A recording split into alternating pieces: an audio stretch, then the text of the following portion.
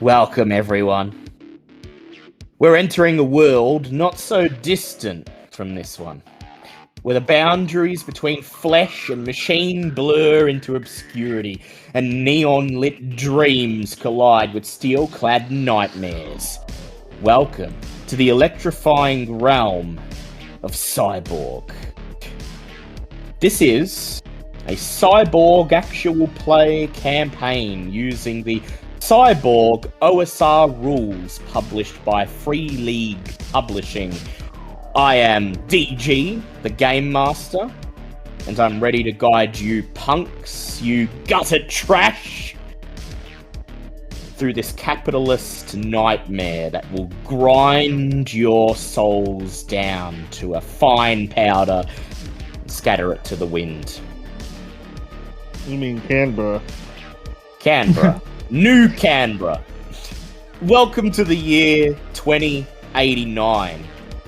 The world's gone to shit. Scorched by climate change, blasted by nuclear war, tainted by things more unknowable. Mutants and deathbots comb the skeletal ruins of the Towns, and what livable land remains is packed dense with seemingly endless factory farms and unmanned logistics centres. None of this matters. The only place that matters is a sole point of light somewhere in what was once Western Europe. The only place worth being. A city whose real name is lost to time and memories scattered to the wind. A city known to the 20 million who call it home as Psy. In this sprawling metropolis, the future isn't just a concept, it's a spectacle. It's a city of relentless extravagance where towering skyscrapers touch the underbelly of the heavens, and cascades of holographic billboards paint the skylines in vivid pulsating hues, where endless feeds of streaming ads and corporate propaganda paint the grime-choked skies above. In Psy, every street corner is an intersection of cyber-enhanced wonders and gritty urban decay, where high-tech corps with unfathomable power, the desperate paint the streets in their blood and souls, and the rebellious hacktivists manipulate the very fabric of reality. But who gives a shit about class consciousness or any of that stuff? We're not here to wax philosophical, we're here to blow shit up! So prepare to jack into the digital underbelly of Psy, where reality is a fluid concept, and your choices will shape the fate of this cyberpunk megaopolis. You're all gutter punks. You're all down on your luck. You've got massive debts that you owe to people you don't want to fuck with. It's a struggle to pay your rent. It's a struggle to feed yourselves. It's a struggle to stay alive. Everywhere you look, ads, corporate sponsorships, endless schemes trying to siphon every single cred you have. So, over the last couple of months, you've been turning to odd jobs, things that aren't strictly legal, operating in the grey areas of legality, selling your services to those who will pay to keep yourselves afloat. You've been working with a fixer who goes by the street name Patton, as in General Patton, as in the tank guy. And the fixer has treads for legs. We'll delve more into that later. But this fixer has been taking you under his wing, giving you jobs, giving you a means of supporting yourself. Tonight, he sent a message to all of you, telling you that something potentially very lucrative has come up. And for the first time, you're not going to be working solo. He's calling together all of what he refers to affectionately as his little band of soldiers, his mercenaries, his street scum, and is putting you together as a group.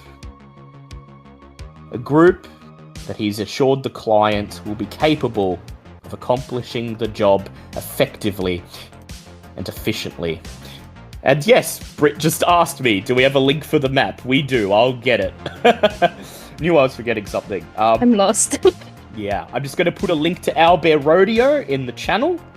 And you just have to click that.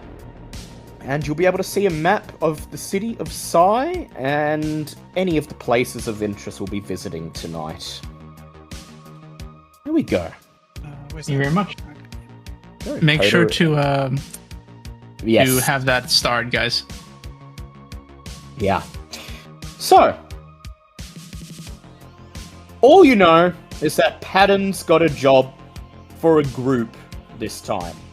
He's been pretty vague about it. He hasn't given you any details other than that you're to pick up a package for him. The coordinates lead you to an open-air market somewhere in the ports district of Psy, somewhere just beyond the neighborhood known as the Melt.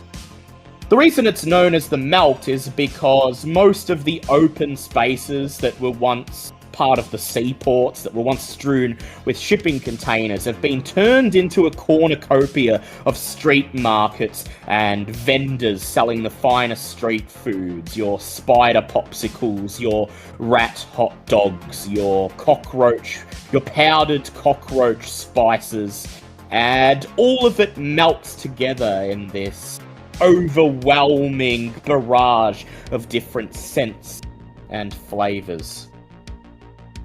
No one would ever want to leave Psy, so the ports don't actually serve as a way to get out of the city. Rather, they're the impromptu entertainment center for the city. This is where you come to buy drugs. This is where you find the dankest parties and the best nightclubs. So, you've arrived at the coordinates at this open-air market, and as you assemble, surrounded by the hawking street vendors and the dregs of society with barely enough creds to rub together to afford a deep-fried cockroach on a stick, as you're bathed in the neon lights and you take sight of each other for the first time, let's introduce our characters. We'll go in alphabetical order, I think. Let's start with Adam. Introduce yourself, introduce your character, and describe what they look like. What you would see through the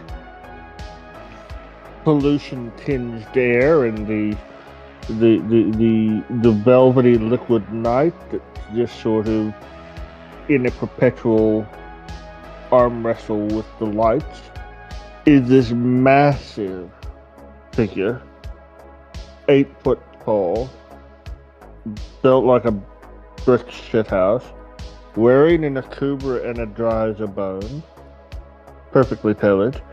And then when you catch his features, my guess is, depending on your own personal fortitude, there might be a minor scream, or at the very least a bit of a squeak, because he's just been manufactured out of all manner of bits and pieces. And some of them are biological, some of them are mechanical, some of them are electronic.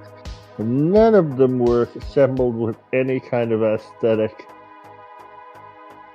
sensibilities. Lovely. And next, we'll go with Brit, otherwise known as E-Sorceress to her streamers. Go ahead and introduce your character. Oh god, 1 second. I have to do a thing. Yeah. Can we also introduce how the character comes into the scene? Yeah, sure, when we get to you, sure. You're all just Right. arriving at this market, never laid eyes on each other before. You only know that you were each one of Patton's soldiers. Go ahead, Britt. Hello, is this working? Yes, it is. Sounds very much not like your real voice. Amazing. Let's hope that that's working in this as well, then, shall we? Can you, just checking with Adam, can you understand Brit when she uses that? At the moment, Okay, Yeah, cool. I can. Cool. Yeah, go on, Britt. Hello, I'm Charlie.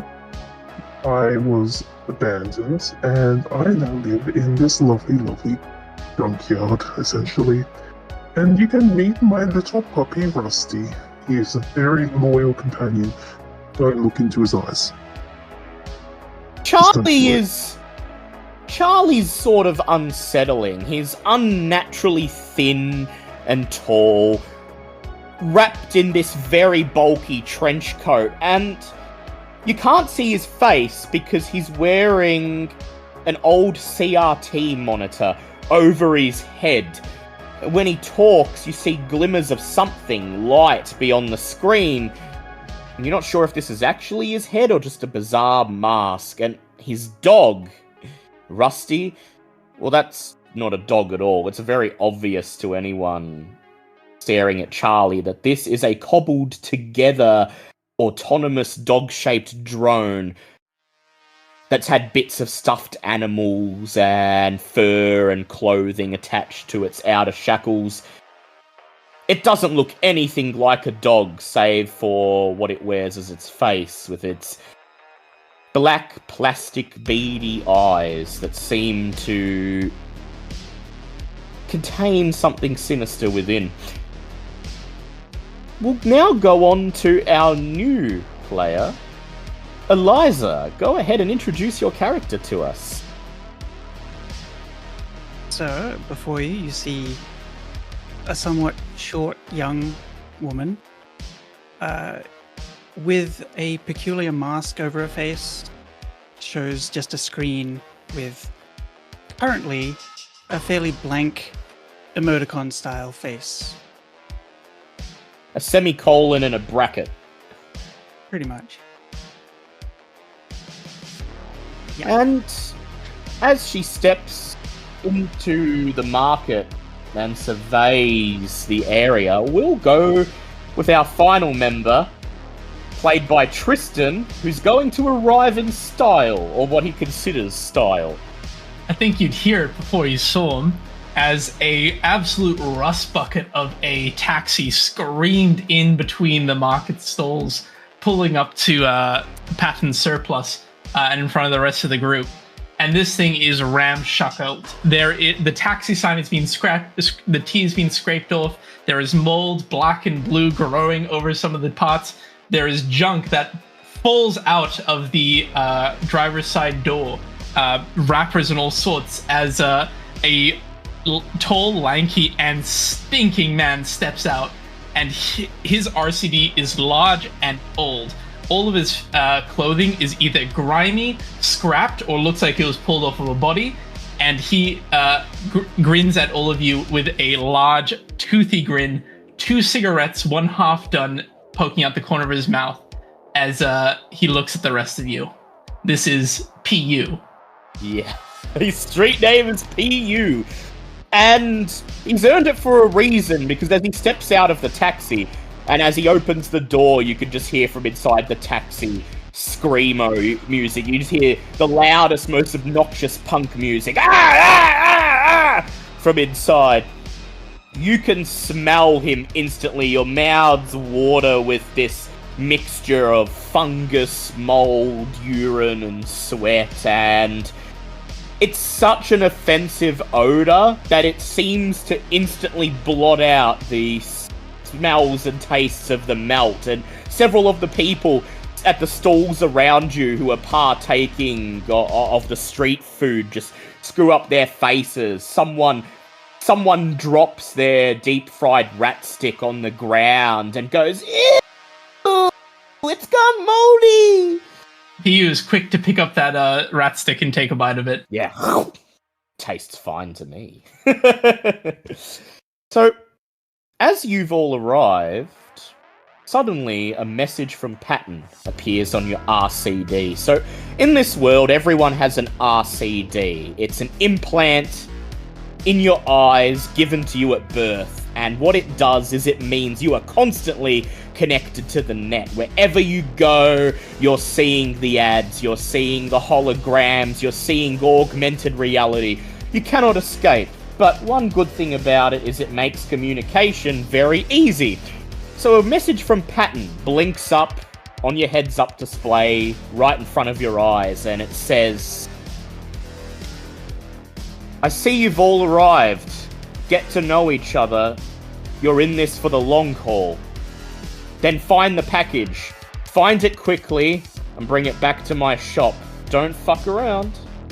And then there's a winky face. Fucking bastard, could he meet us himself? Well, he puts out a grimy hand, covered in both what looks like dry and wet elements, out in a handshake. PU, nice to meet you all. Who's game enough to take that sweat, mold, dust-encrusted hand? Well, Frank is not used to people actually saying hello to him. Yeah, he doesn't have a sense of smell. So he just sticks out a hand and, well, he puts his finger in PU's hand and shakes it. Well, pleased to meet you. Folk call me you big Frank. bastard. Hovering And, on... Yep, go ahead. You lot, you two, what's your deal? Hey, Hello. take a look at the hand. I don't approach it. Azure Limbo here. Nice to meet you too. Azure Limbo. Funny one, that. What isn't conveyed by pure vocals is how Azure Limbo spells her name. It's It scrolls obvious. across my face screen with a Yeah. 4 ZUR 3 for Azure, and Limbo is L1MB and a 0. It's very obvious by the rather souped-up looking cyber deck slung over Azure's shoulder that she's some sort of hacker, and of course she's got the most obnoxious handle possible. Charlie, you're probably a bit confused with all of these people addressing you at once. How do you respond to PU's introduction? There's too many people. I don't like being around people. I'd rather be alone in my scrapyard. Yeah. Well, you're stuck with us now, so says Patton. Get used to it. Patton. So, you're looking around the open air market. You're unsure what you're meant to be doing here. Pick up a package with no direction, no description of what it is, no mention at all of what you're looking for. And, well, one thing about Patton is that his operating practice is usually pretty easy to understand. Whenever he's sent you on a job, there's always been some contact of his waiting around for you to make contact with, who will give you the sitch. You just need to find them. So, I would like all of you, because we're going to make all of you roll this to demonstrate how the rolls work, to go ahead and roll your presence for me. How we roll in this game is you roll a d20, you add or subtract, if you have a negative stat score, the appropriate attribute, and if you'd like to use one of your proficiencies, just announce it, and if I give you the go-ahead, you add a +2. Usually, the difficulty you have to beat is 12, but it can be higher or lower depending on the circumstances. So let's just go ahead, roll presence as you scan around, and if anyone has either survival or perception, they could probably add +2, I think. You have an insight. I might have insight into the Yeah. sort of person that he That might... pattern would... Yeah, sure, go ahead, add a +2 Yeah, to your alright. roll as well. That makes it a 0. I got a 12 total presence check. Oh, Lovely. what are we rolling? Just a apologise. D20. Yep, presence. The D20. Oh, Yep, D20, and then you want to add your presence to it, and then that's the roll. And It's got a if 12. you if you think any of your proficiencies apply, just speak up and I'll tell you if they do. Yeah. I got a natural 20. That was with my Wow. Yeah, history. natural 20, lovely. And Frank. I can't recall whether or not I can't remember what my skills are, but I rolled an 8 and I have a -2 anyway. So Wow, yeah. Well, I do know you have perception. You have perception, survival, and technology. But it's okay, it's a fail nonetheless for Frank. So Frank, you're usually given pretty straightforward jobs. Give me an example of what jobs Frank's usually sent on. They don't usually involve this sort of subterfuge of meeting contacts. Usually far more straightforward. oh well, normally Frank is assigned to empty a warehouse or load a track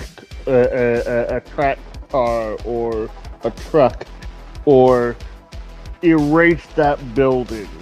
He's usually sent in to reclaim an old sewer by emptying all the plots and the detritus that have blocked it, or he usually manual labor and engineering, that kind of stuff. The rest of you are used to meeting with Patton's operatives, and a quick scan of the open-air market reveals someone who is most likely someone you have to meet. There's, on the edge of the market, sort of tucked away in the shadow of two huge looming brick tenement buildings, is a dimly lit, very battered looking food cart with a faded clip art picture of a burger stamped on the side. There's a seemingly handwritten cardboard sign taped to the cart that reads Wasabi Burger. And manning the cart is a thin, wiry, grease-coated man wearing a foam hamburger for a hat, and he seems to be eyeing you, and when he catches your eye, he motions with a finger for you to come and check out his food cart. Could get a burger. Yeah, I'm starving. Let's get something to eat. And he's kind of like grinding his big metal jaws back and forth. You approach the food cart, and as you approach, you, PU, and you, Frank, with your perception, notice that the cardboard sign seems to have been taped over a decal that was already on the food cart. Something with the letter M and a couple of golden arches underneath. The man manning Wasabi Burger himself smiles. He winks as you approach, and he says, "Hey, you got the look about you. You're Patton's guys, aren't you? And gals," he says, gesturing towards Azure. No sense Bingo, of genius. No sense of OPSEC. What is this? Upsec? Hey, I'm just here to sell the burgers and welcome you to the melt with by allowing you to try some of our famous, citywide famous cuisine. Like this one. He reaches into the cart and he pulls out what he obviously thinks is a burger, but it kind of isn't. It's more like just a mishmash of different coloured, featureless blobs of matter wedged between two buns. And he says, "This is my fabled 7-alarm burger." And I 7 alarms indeed, and most certainly 7-alarm burger, and most certainly not something with the word spicy in the name, because I'll let you in on a secret since you're working with Patton and all. He leans in. Wasabi Burger ain't the real name of my cart. I had to change it for legal reasons, you see, and look, let's cut to the chase. Patton said you're here to pick up a package, right? Yeah? What about it? Well, he told me to keep an eye on the market and let him know when the package arrived, and, package will be down yonder alleyway. He gestures over his shoulder. You wanna head down there, take the side street to the left, and if I were you, I'd make sure you're ready for a fight. Because it looks like, said package is, package looked like he was shitting himself when he ran by here, and not because of my 7-alarm burger, I'll have you know. So we got some grunk that we gotta smash and take back to Patton, is that it? Smash, take back, pretty sure Patton don't want you to rough him up, but sure, however he gets back, as long as he's in one piece. Can we do 2? It's more fun that way. Wasabi Burger just shrugs and he says, that sort of bodily harm ain't really what I get into. I do burgers. That's what I do. But, look, you seem like the type of guy who's eager to get stuff done, so, I promised Patton I wouldn't do this, but maybe I'll test your skills first, huh? Tell you what. You make it through my 7-alarm burger, and I'll give you a bit more detailed info on what exactly Patton's got you doing here.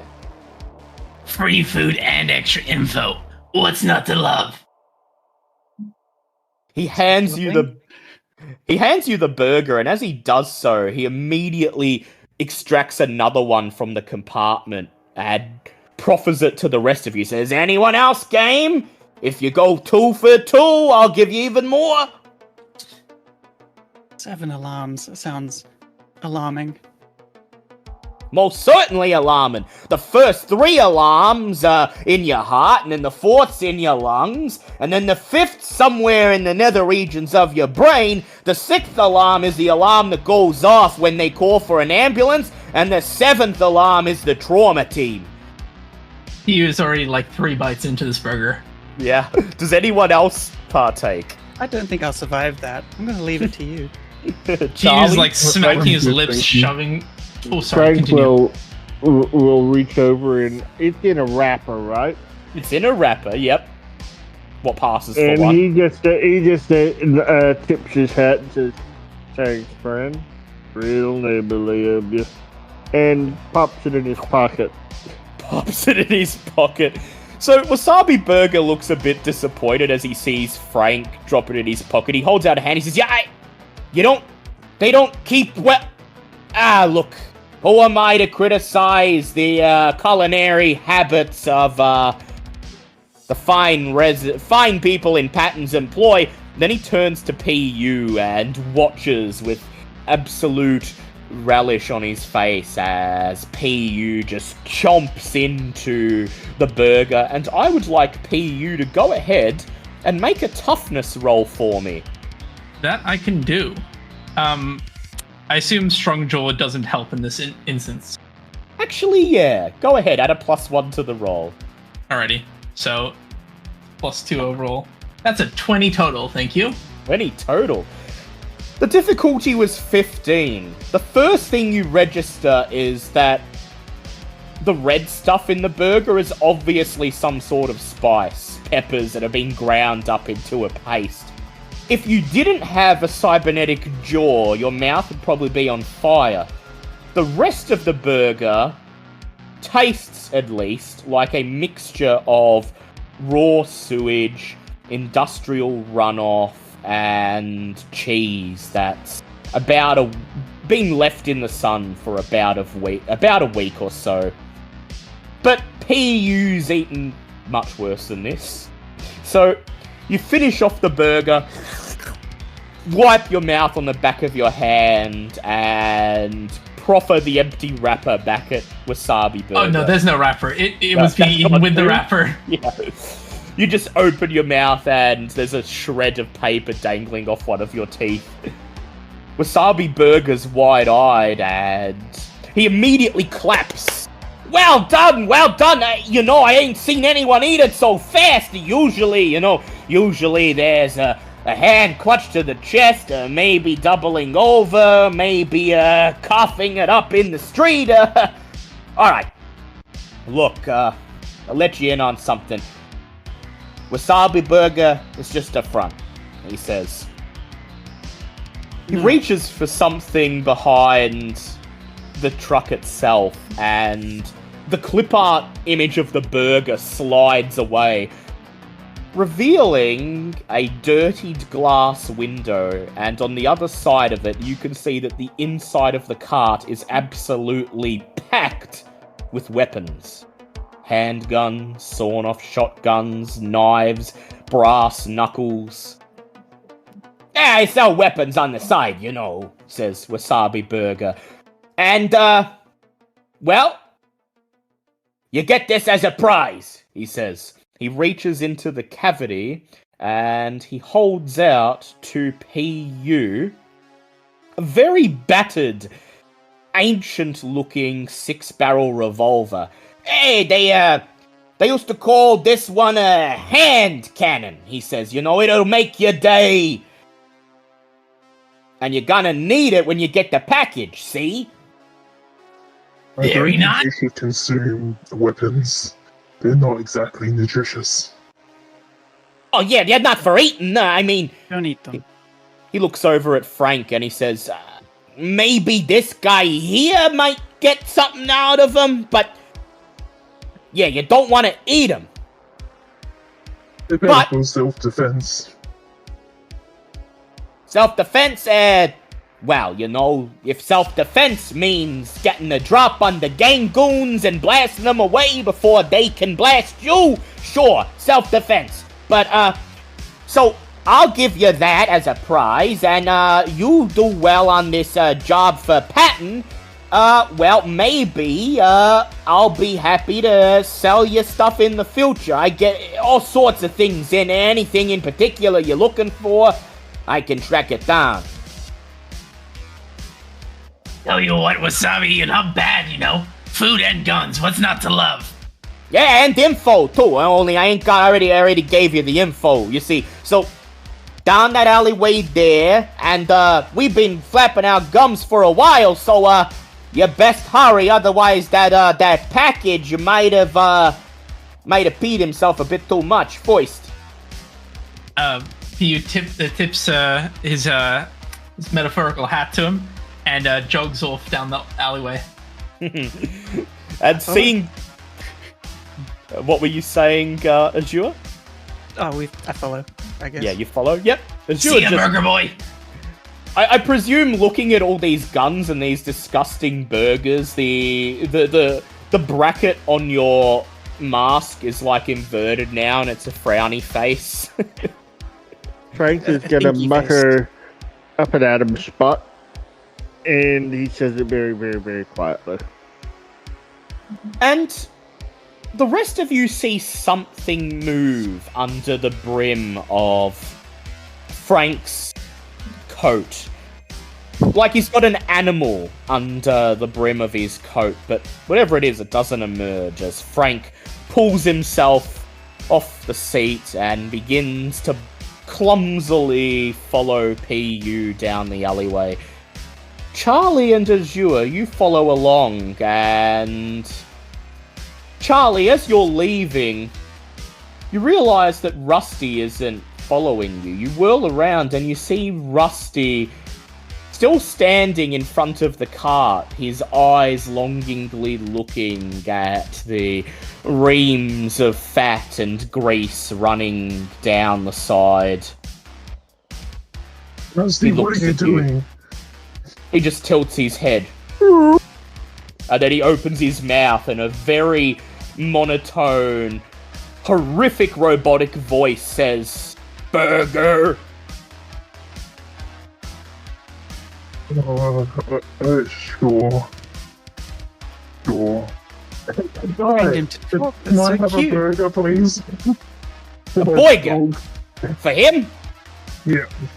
He shrugs. He says, he don't look like he could handle my 7 alarm, so, here, maybe just a normal cheeseburger. Don't ask where the cheese came from. I know it's white, and it's supposed to be yellow. Just don't ask. It tastes roughly the same, okay? And as he hands you the burger, Rusty immediately just turns and faces your hand, following it as you extract the burger from the wrapper. Oh no, he can have the wrapper too, it's fine. And I'll pass him the bagel. His iron jaws open, revealing razor-sharp teeth that shred the burger and the wrapper in a matter of seconds, and then he begins to trot behind you as you catch up with the others. It's at this point, Frank, that you're going to call Spot out to surveil for you. And as you do, go ahead and describe Spot, introduce him to the rest of the group. Well, if they weren't paying a lot of attention, they won't have seen it. It's no larger than a dragonfly, and it basically just looks like a little metal dragonfly. It sort of crawls out from underneath the Akubra and just flaps into the air and up ahead. And it does a couple of quick circles around Frank's head, and then it just sort of heads into the night. Yeah. And Frank's, as he keeps up with the rest of you as you're making your way down this narrow, trash-strewn alleyway, Frank's slowly scanning the skyline above, left to right, as if he's waiting for something to return. And Frank, go ahead and make for me a knowledge roll, and you have proficiency in perception, so you may add a +2 to that, because you are scouting after all. Excellent news. Okay. Question. Yep. Do you add your proficiencies on top of your abilities? Sure do.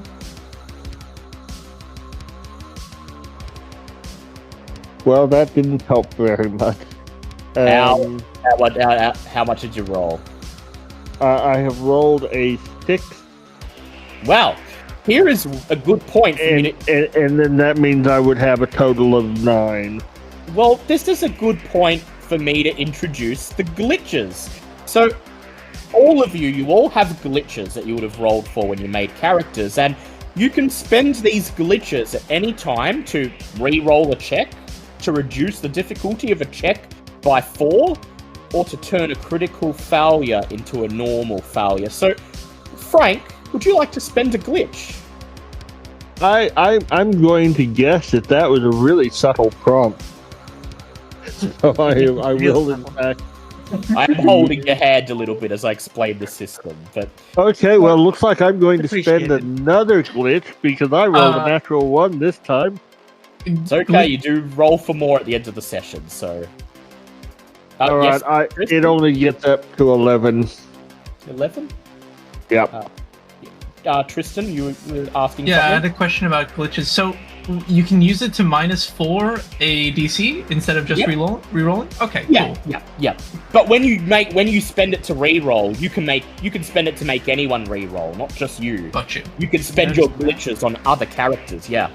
So, DC 10 is exactly what I was asking for, because this alleyway is pretty linear. Eventually you find the side street that Wasabi Burger mentioned. It branches off to the left and to the right. To the right, it eventually seems to open out into another haze-filled market, but to the left, it sort of begins to twist and turn into a nest of urban decay, winding between buildings, and eventually it's going to come to an end, at a dead end, at a brick wall, with the staff entrance of an old laundromat being the only means of exit. So there isn't really much for Spot to survey, but you can see through his eyes, Frank, his own vision, infrared popping up on your RCD. And at the very end of the side street, there's 3 guys, gangoons by the looks of them, greasy hair, leather jackets emblazoned with an image of a scorpion, torn cargo pants, each of them brandishing a machete in one hand and a pistol in the other, and they're sort of fanning around, searching under and in between rust-flecked dumpsters and trash cans, peeling up the grates at the bottom of the street, looking underneath. It's clear that they're looking for something or someone, and they're ready for trouble. Well, I reckon we got ourselves some folk trying to horn in on our job. There are some goons up ahead. Ah, shit, I was hoping for an easy one. They're searching for something. Well, hey, big guy, you want to try out this? And I'll chuck him the old style revolver. Hey, we're talking about a cult peacemaker, yes? And we're talking about a Dirty Harry gun. Okay. Any chance it could be a peacemaker?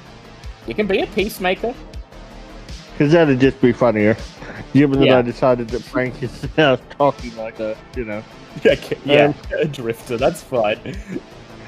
Yeah, he's just gonna check to see if it has bullets. Yeah, it's all chambered, but you don't have any extras. You've got what the gun's loaded with, but 3 guys, 6 rounds should be more than enough. Hands PU the hamburger that he got earlier from his pocket. I Thank reckon you kindly. it's still cold. Try not to get food poisoning. It might not feel good. Might not. That's not a real thing. That's a bedtime story. That's something the corpse made up. So That's just what the man's telling you. That's just a man telling you can't drink 3-month-old milk. It's bullshit. because they want you to buy the new milk, you know, but you don't need to buy the new milk if the old milk's still good. So Anything is As safe you- to drink once. technically true. If you say so. So, as you make your way down this alleyway, I'll just ask, knowing that there's some goons at the end of it and they're looking for trouble, what's your plan? Are you just gonna roll up, start firing? Are you gonna try to get the drop on them? Are you gonna just try to watch and see what they do? Do we have any verticality options? Like, is there maybe an old fire escape somewhere that we could look at, or possibly just try and get an angle on from there? PU, go ahead and make a presence roll for me. You can add survival if you've got it. I do Does not. it look like we're unfortunately. trying to get past them, just sort of into that building to the side, or? You're not sure whether the thing Not you're sure. looking for is in the alleyway with them, or if it's beyond that door that they seem to be guarding. I got a 20. Yeah, not natural, but 20 total. So PU, there are no fire escapes. Those were torn down years ago because people were using them essentially as a way to avoid having to pay the tolls for moving along the roads. They would use the fire escapes and build makeshift bridges out of them and go from rooftop to rooftop. So the local councils removed the fire escapes. But that doesn't mean there's no way to gain verticality. You're used to climbing things, PU, and it would be quite easy for you to shimmy up a drain pipe, get up onto the roof of one of these buildings. They're not terribly tall, they're like double-story buildings, but it would provide a vantage point over the rest of the alley. All right, listen. What sort Are we of- looking to try and get past these fuckers, or are we looking to leave them in the gutters? That was sure. Do they have to be killed? If they're anything like my old crew, yes. What sort of devices can I see around? Simple devices that might, you know, Yeah, be well, able to there's hack in some way. So you look around and, well, each of the windows on the upper floors of the buildings in the alleyway has at least one motion detector built into the frame to prevent people from climbing in, you know, and everywhere inside, it doesn't matter where you are, whether you're in the slums or the ports or the hills, there's always going to be cameras and holographic ad projectors everywhere.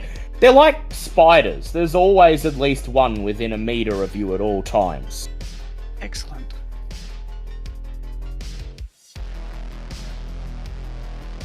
I'm thinking getting past them is probably not going to be super easy anyway. We may want to deal with them, and then we can work out if we need to go past them. After we deal Ready. with them. PU is quick to pull out his smart pistol, which is covered in grime, and he sticks it in his jaw and says, I'm gonna head up and then take out, All right, go ahead and make Your me signal? an agility check, please, PU. And as a Gangoon, your stealthy trait gives you +2 on these. So "Oh hell yeah, in I get a addition to plus your 1 ability. total. Yeah. Let's go." If you have acrobatics, you can add another +2, but I don't think you do.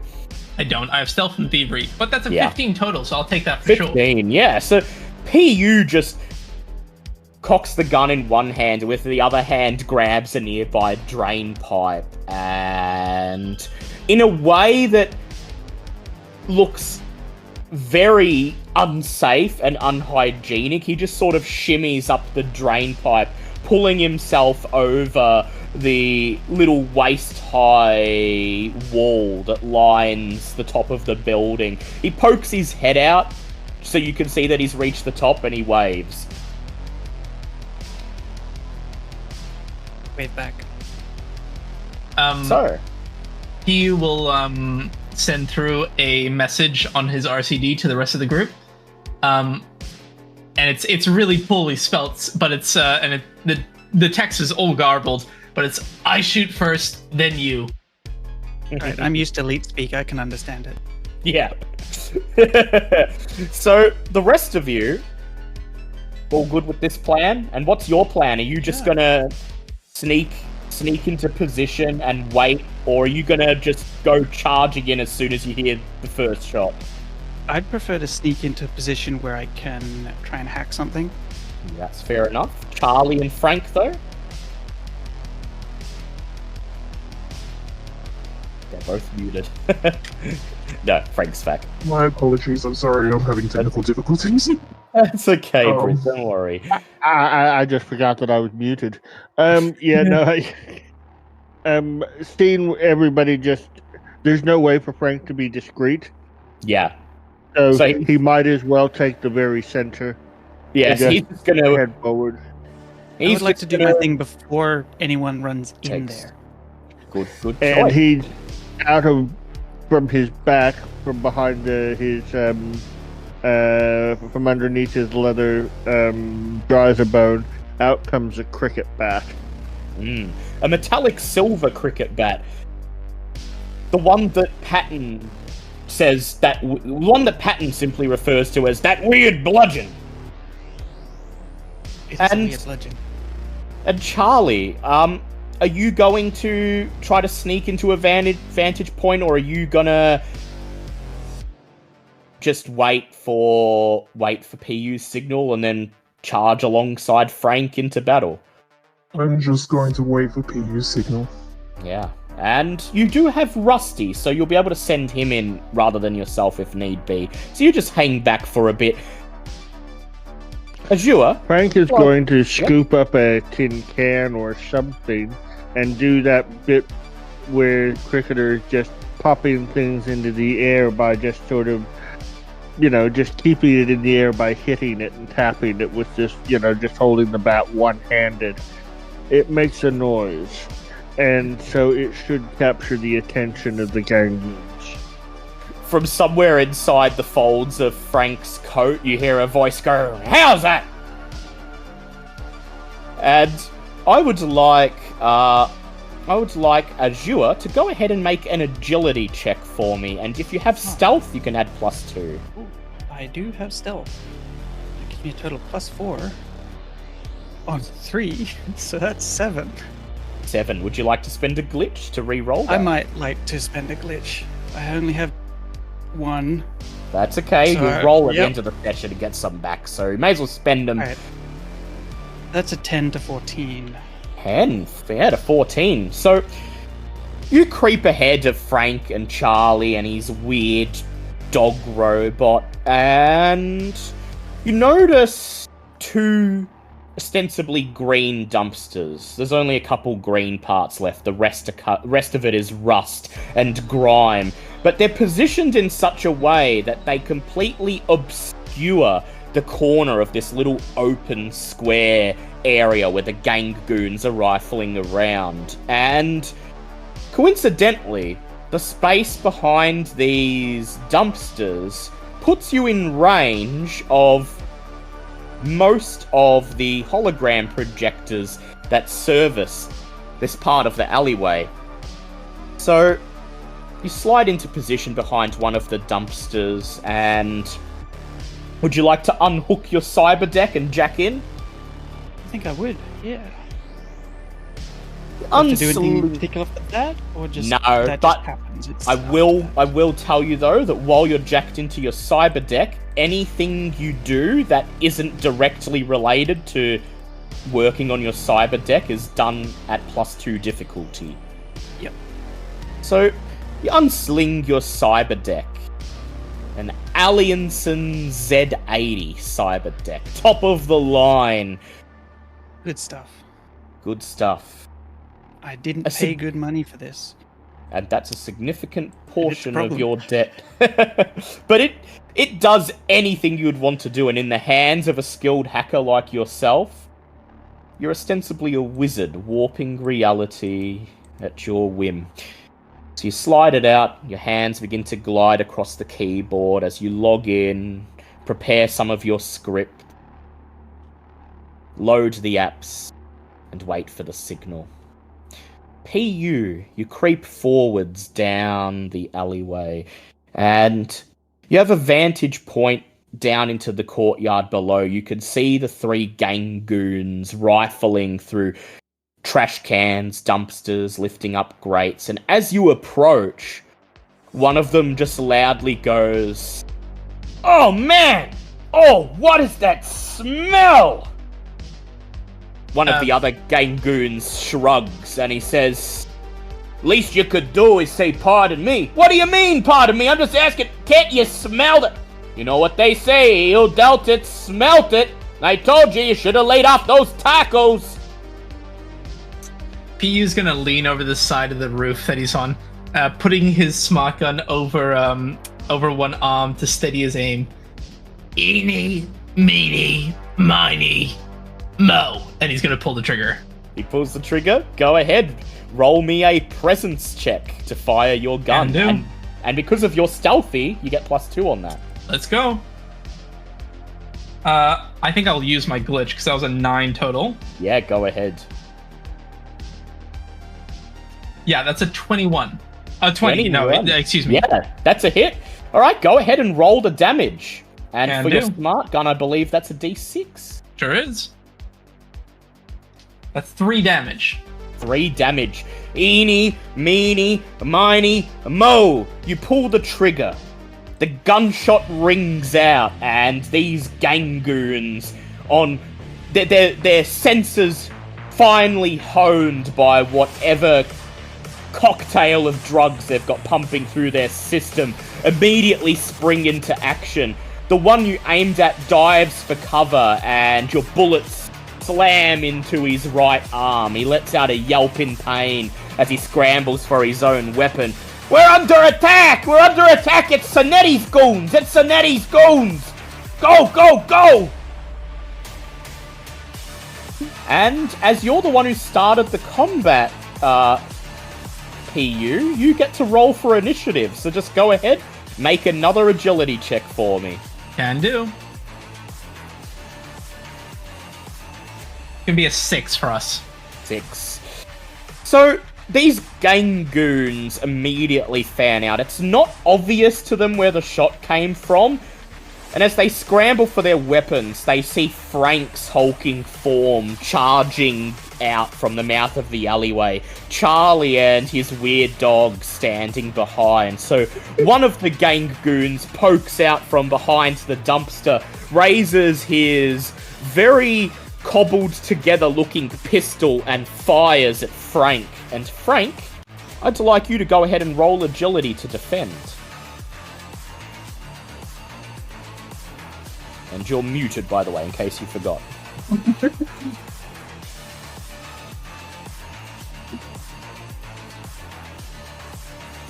while he's... I didn't Yep. forget. I was just testing you. Uh-huh. It's just, I don't know what I need to add to this, Yeah, sir. You so- just wanted so a it's just- D20 roll? Yep, just a d20 plus or minus your agility. This is a defense roll. Well, I rolled a natural 1. Natural 1. Ooh, so that's going to be a Oh, critical no. failure. You can either take the crit fail and let the enemy get a critical attack on you, or you can spend a glitch to turn it into just a normal failure. You had me spend my glitches earlier. So you don't have any left. Well, you're not wearing any armor, so luckily you don't have to worry about the part of the Has critical hit. Me.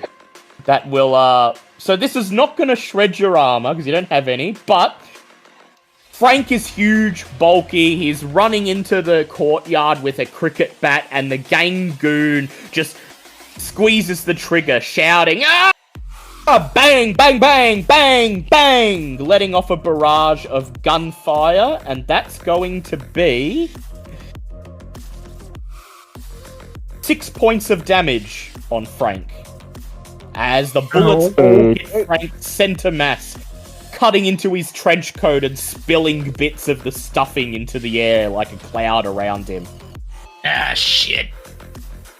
The second Gangoon, noticing that Charlie's standing in the alleyway behind Frank, raises his gun, bang, bang, bang, bang, and fires at Charlie. Charlie, go ahead and roll a defense for me. That will be an agility roll. My dice like me today. Natural 20 with a +2. Ooh, natural 20. So, when you get a nat 20, a crit success on a defense roll, that means that you're immediately allowed to counterattack. So, as he fires his gun and you duck, grabbing Rusty, pulling him out of the way as the bullets pelt the brick wall behind you, you see Rusty's black, opal-like eyes flare red. He opens his mouth, revealing his sharp teeth, and he lets out a mechanical bark. It just sounds like this. Bark. Bark. And how would you like to counterattack? Would you like to counterattack yourself, or would you like to send Rusty in? I'm going to send Rusty in because he tried to shoot me and my dog, the little fucker. Yeah. So, this is drone combat. As a orphaned gearhead, that's your class, you get to add your knowledge to any checks related to drone combat. Normally it would just be a d20, just on its own. So you get to roll a d20 and add your knowledge, and if you have the mechanics proficiency, you may add +2 to that as well. That was a 6 on the d20. 6 on the d20. Would you like to glitch? Yes. Gonna use our glitches so quick. That's okay, you get them back very easily. How do the glitches work again? Sorry. You can choose to re-roll, or you can choose to lower the difficulty to 4, which in this case won't mean you pass. So you'd be better off just rolling again. So just spend one of your glitches, and I then re-rolled a 12. a 12. Lovely. Well, that hits. And just so you know, whenever you're using Rusty, you have the mechanics proficiency, don't you? Yes. Yeah, so you add +2 and your knowledge to any rolls you make for Rusty. So Rusty So it's a charges... 14. 14, yeah. So Rusty charges forwards. Bark, bark, growl. And his legs sort of buckle in on themselves as he springs forwards, lunging through the air, sinking his teeth into the Gangoon that fired at you. How much damage does Rusty's teeth deal? I rolled a 3. 3. Ah! Screams the Gangoon, and it's the same one that it's the same one that PU shot at before. His arm's already riddled with PU's bullets, and just as he's scrambling back for cover. Charlie scrambles over the dumpster and sinks its teeth in. Bark, bark, growl, and there's a sickening squelch, and the arm is ripped right out of its socket. A plume of blood sprays the gangoon next to him, who just holds up his hand and says, "Whoa, whoa, whoa, watch where you're pointing that thing, pal!" And the gangoon gurgles and falls to the ground, dead.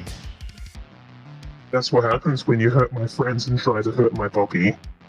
The third gangoon, scanning, looking around, and he sees PU's mohawk poking out behind the little wall on the roof. He screams, "Aha! I see ya! And damn sure I smell ya!" And he raises his gun and lets off a barrage of rounds. Go ahead, PU, and make me an agility check to defend. And of course, your stealthy does let you do this with a +2. Yeah, because I'm up on the roof hiding from... Yeah, you are being stealthy, so your ability applies. I got a 12 total. A 12, that's enough. You quickly poke your head down beneath the thing and a single bullet whizzes past, rips off the top of one of your mohawk spikes and sails onwards into the air. You bastard, I just washed my hair last year! And now, it's the party's turn. Frank, you're charging into combat. What would you like to do? Well, a guy shot me, so I'm going to hit him in the head. Yeah, you're charging right up towards him. Sprinting towards the dumpster is sheltering behind, and with one hand just sort of sliding it out of the way with the other hand while you raise your cricket bat. Go ahead, make a strength check for me. Well, I rolled a 4. Rolled a 4, yeah. It's okay. Frank's big, he's clunky, he's getting used to this. He's never really been in a running gunfight before, so he brings the cricket bat down and it just clatters onto the concrete, leaving a big crack in the ground as the gangoon dives out of the way. And from inside Frank's trench coat, a voice says, "Oh, hard luck next time, bold out." And we move to Azure. Azure, you are hiding. So far, they've not noticed you. Two left. Yep, 2 left, seemingly unhurt. Just how targeted is my Boom Boom app? Your Boom Boom will allow you to deal D6 damage to up to D4 enemies as long as they're within the vicinity. And from here, they're within the vicinity of at least 2 or 3 ad projectors in this little courtyard. Am I likely to accidentally hit allies? No, you won't. Okay, good. Then I would like to do that. Yeah, so go ahead to make a knowledge check for me, and if you have the technology proficiency, you can add that. That'll be a 20 total? 20 total. 19 total. 19 total. Nice. You slide an app cartridge into one of the slots, and the emoticon on your screen perhaps turning into a winky face for a second. Yeah. You press the enter key on your cyber deck, and immediately one of the rundown ad projectors explodes. There's a little anime girl who lingers in the air for just a second, waving her finger, and she shouts, "Boom, boom!" as you execute the Boom Boom app, and the walls of the buildings around the alleyway just light up in a cacophony of fireworks and sparks. Bang, bang, bang, bang, bang, bang, bang, bang, bang, bang, bang, like a mini New Year's display. Go ahead and roll unusual, really. Go ahead and roll a D4 for me to see how many of the enemies you hit. D4, I get 2. 2, lovely. So you're going to hit both of them. Go ahead and roll me the D6. 4. Nice. One of the gangoons is standing right in front of a neon billboard, and it just explodes, showering him with glass and makeshift shrapnel. He falls to the ground, shrieking in pain. The other one rushes to his side just as another neon ad explodes, raining an old condom ad down on his head. But they're both still up. Quite a bit hurt, but they're both still up. And, alright, Charlie, you're up. What would you like to do? Charlie's going to pull out his shotgun. Yeah. And he's going to aim at one of them. I'm not sure what one. Well, there's one of them who's like on the ground, like pulling bits of glass out of his clothing, and there's another one who's just like dancing as a billboard advertising real flesh condoms explodes around him. Gross. I'll aim for the one that's pulling glass out of himself. Yeah. You cock your shotgun and fire. Bang! Go ahead and make a presence check for me. 10. Well, I'll say he's a bit shocked from what's happened to him, so I'll say I'll lower the difficulty from 12 to 10. You managed to hit him because he's out in the open and he's busy trying to extract bits of the ad out of his clothes and his flesh. He doesn't notice Charlie taking a step forwards, raising his shotgun. Go ahead, roll the damage. 6. Ah, got it! He says as he extracts the last piece of glass from his leather vest, just as his head explodes into a blood sausage. And flumps to the ground. And then, PU, you're up. Let's see if you can wrap this up. Alrighty, let's see if we can't finish this off. Hey, Knucklehead, look up! And I'm gonna take another shot. Yeah. Go ahead, roll me another presence check. Holy shit, I'm rolling crazy tonight. 22 total. 22 total. Nice. He looks up just as you paint a third eye on his forehead. He opens his mouth to say something as the bullet hits. Ugh. And then he just slumps forwards, instantly killed. Yeah. Well, that was easier than expected. The game tunes are down. That went nice and smoothly. So, after combat in this game, anyone who got hurt is allowed to roll 1d4 and recover that much HP. So go ahead, Frank. Okay.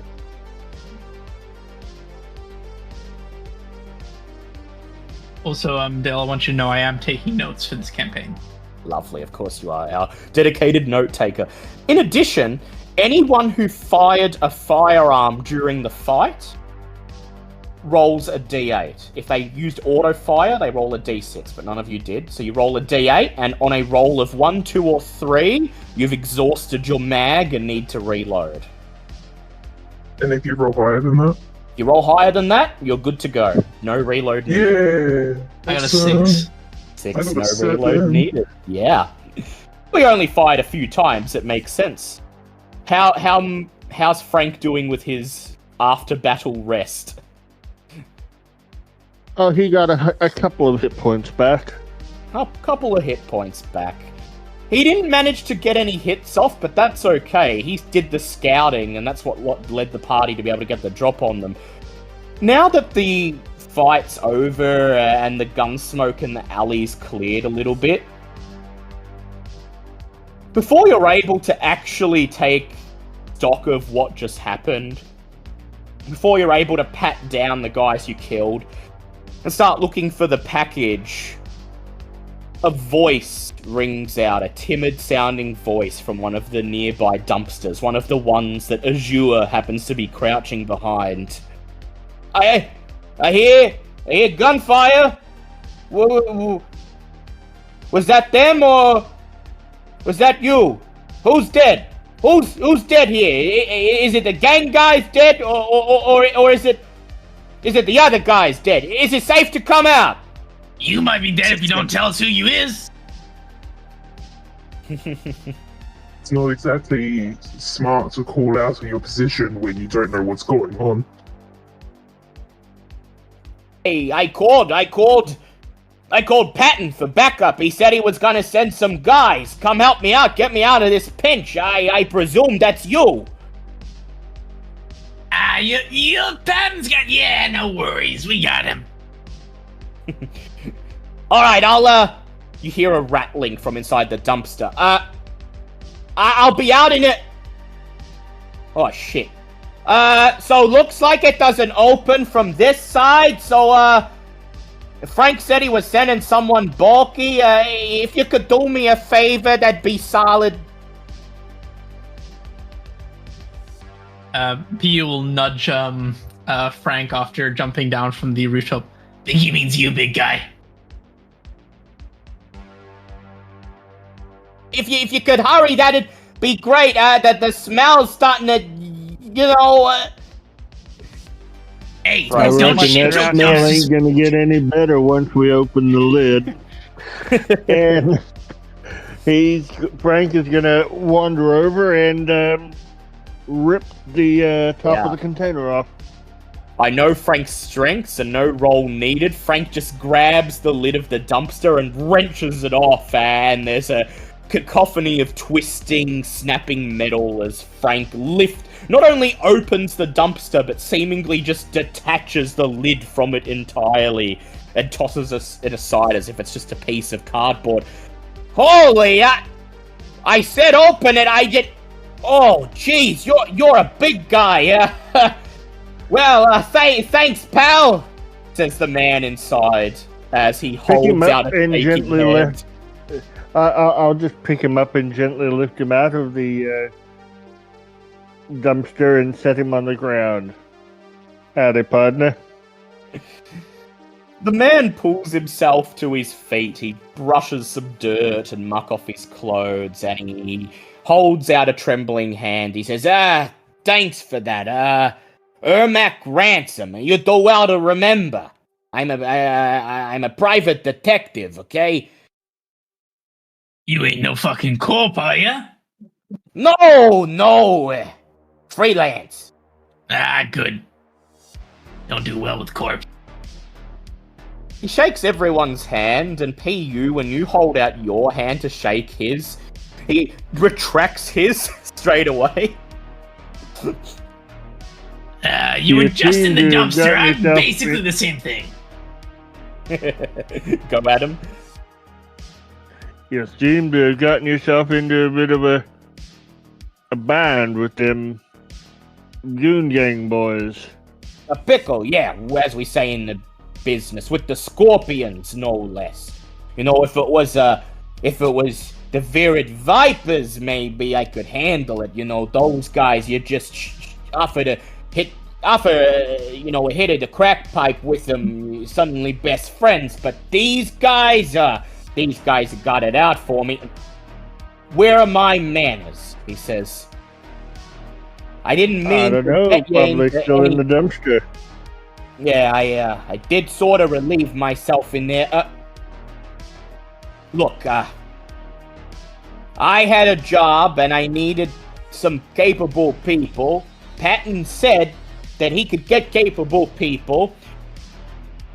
He told me, come meet him at the shop and we'd go over it together, only I was on my way there, and then the scorpions caught up with me, and they chased me down the alleyway, and, then I said to Patton, I said, those guys you're gonna have to send them to come get me, because I'm in a spot of trouble, and I presume that's why you're here. PU sends a message through to the rest of the group. This guy talks a lot. He does. So, Ermac is a tall, swarthy sort of fellow. He's got long, curly brown hair and a bearded face, and if you were to inspect him closely, you would notice his menacing, magenta-shaded eyes, and at first you'd think it's just an implant, some cyberware, but then you would realize that his eyes just seem to naturally be this color. He's always wrapped in an old duster, which makes him look like he's stepped out of a 1930s detective noir. Street camouflage, he says, proudly tapping the shoulders of the duster. He turns to Frank and he says, "You get it! You got it, pal! Nice hat!" Not Well, sure there's thank much you. to get. Oh, sorry, Frank. Yep. You still looking to head over to Patton's store? Suppose I should, still got that job and all if you're interested in it, and I suppose, Scorpions might still be after me. I could use the escort. And as if to back up what he's saying, almost as if Patton can somehow hear the conversation, the message pops up on your HUD immediately. Bring the package back to the surplus. Don't let him get hurt, and make sure he cleans himself up. I'm not gonna have the store smelling like piss. Oh, well, of course he doesn't let him in. visiting. I was gonna say, Of course he won't let him in there. He doesn't even let me in there half the time. Have we rifled the bodies of the gangoons yet? You haven't, but you now can. And their leather jackets, their clothes are torn to shreds from the gunfire, but the cobbled together pistols they were using and the machetes, well, those might be worth something on the market. If you want, you can add 3 9mm pistols and 3 machetes to your inventory. They don't seem to be carrying any cred chips or anything that would contain personal identification. they might not have much of value, but I'm gonna pull off a pair of their socks. I need a new pair. Mine has more holes than sock at this point. The pair you pull off is like covered in filth. It's got like encrusted mud and what looks like dried blood caked into it. But to PU, that's clean and cozy. PU just Perfectly. rips a single piece of fabric off one of his feet and pulls the new socks on. Hell yeah. Much better. There are already toenails poking through the end of this thing. You have shoes to go with those. Oh yeah, I got my boots. Look at them. The tongue is like half off. It is caked in mud, dog shit, and whatever else that might be on the streets. And it is basically rotting off his foot. Insoles, good to feel the floor. Yeah, Says Ermac, looking around as he starts to make his way to the mouth of the alleyway. Kind of a walk from the melt to Patton Surplus. I don't suppose one of yours has got a car? Yeah, there's Axie. We see Axie. She's good. She's good for it, I promise. Still runs, mostly.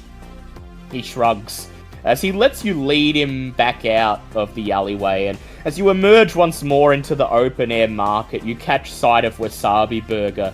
He sees that you've got Ermac following along behind you, and he briefly catches PU's attention and flashes a thumbs up. PU flashes one back with a big blackened tooth smile. 7 alarm burgers! He begins calling out, 7 alarm burgers! See if you can beat 6! And then he waves. Come back anytime, friend. I'll have the special menu items for you. You betcha, Burger Boy. 8 alarms. You make your way back across the marketplace, and if any of the vendors or the passers-by who are just spending the night on the town heard the gunfire or had any idea that people were dying around the corner, they don't seem to show it. It's business as usual. Deep-fried rats and cockroach powder and smells and neon sights and sweat. You make your way back to the taxi, and Ermac just sort of shrugs. He says, look, I peed myself in a dumpster. I don't suppose I got any rights to complain, And as he makes his way to the taxi, he reaches into the pocket of his dumpster. He pulls out a little plastic vial containing something that's bright pink.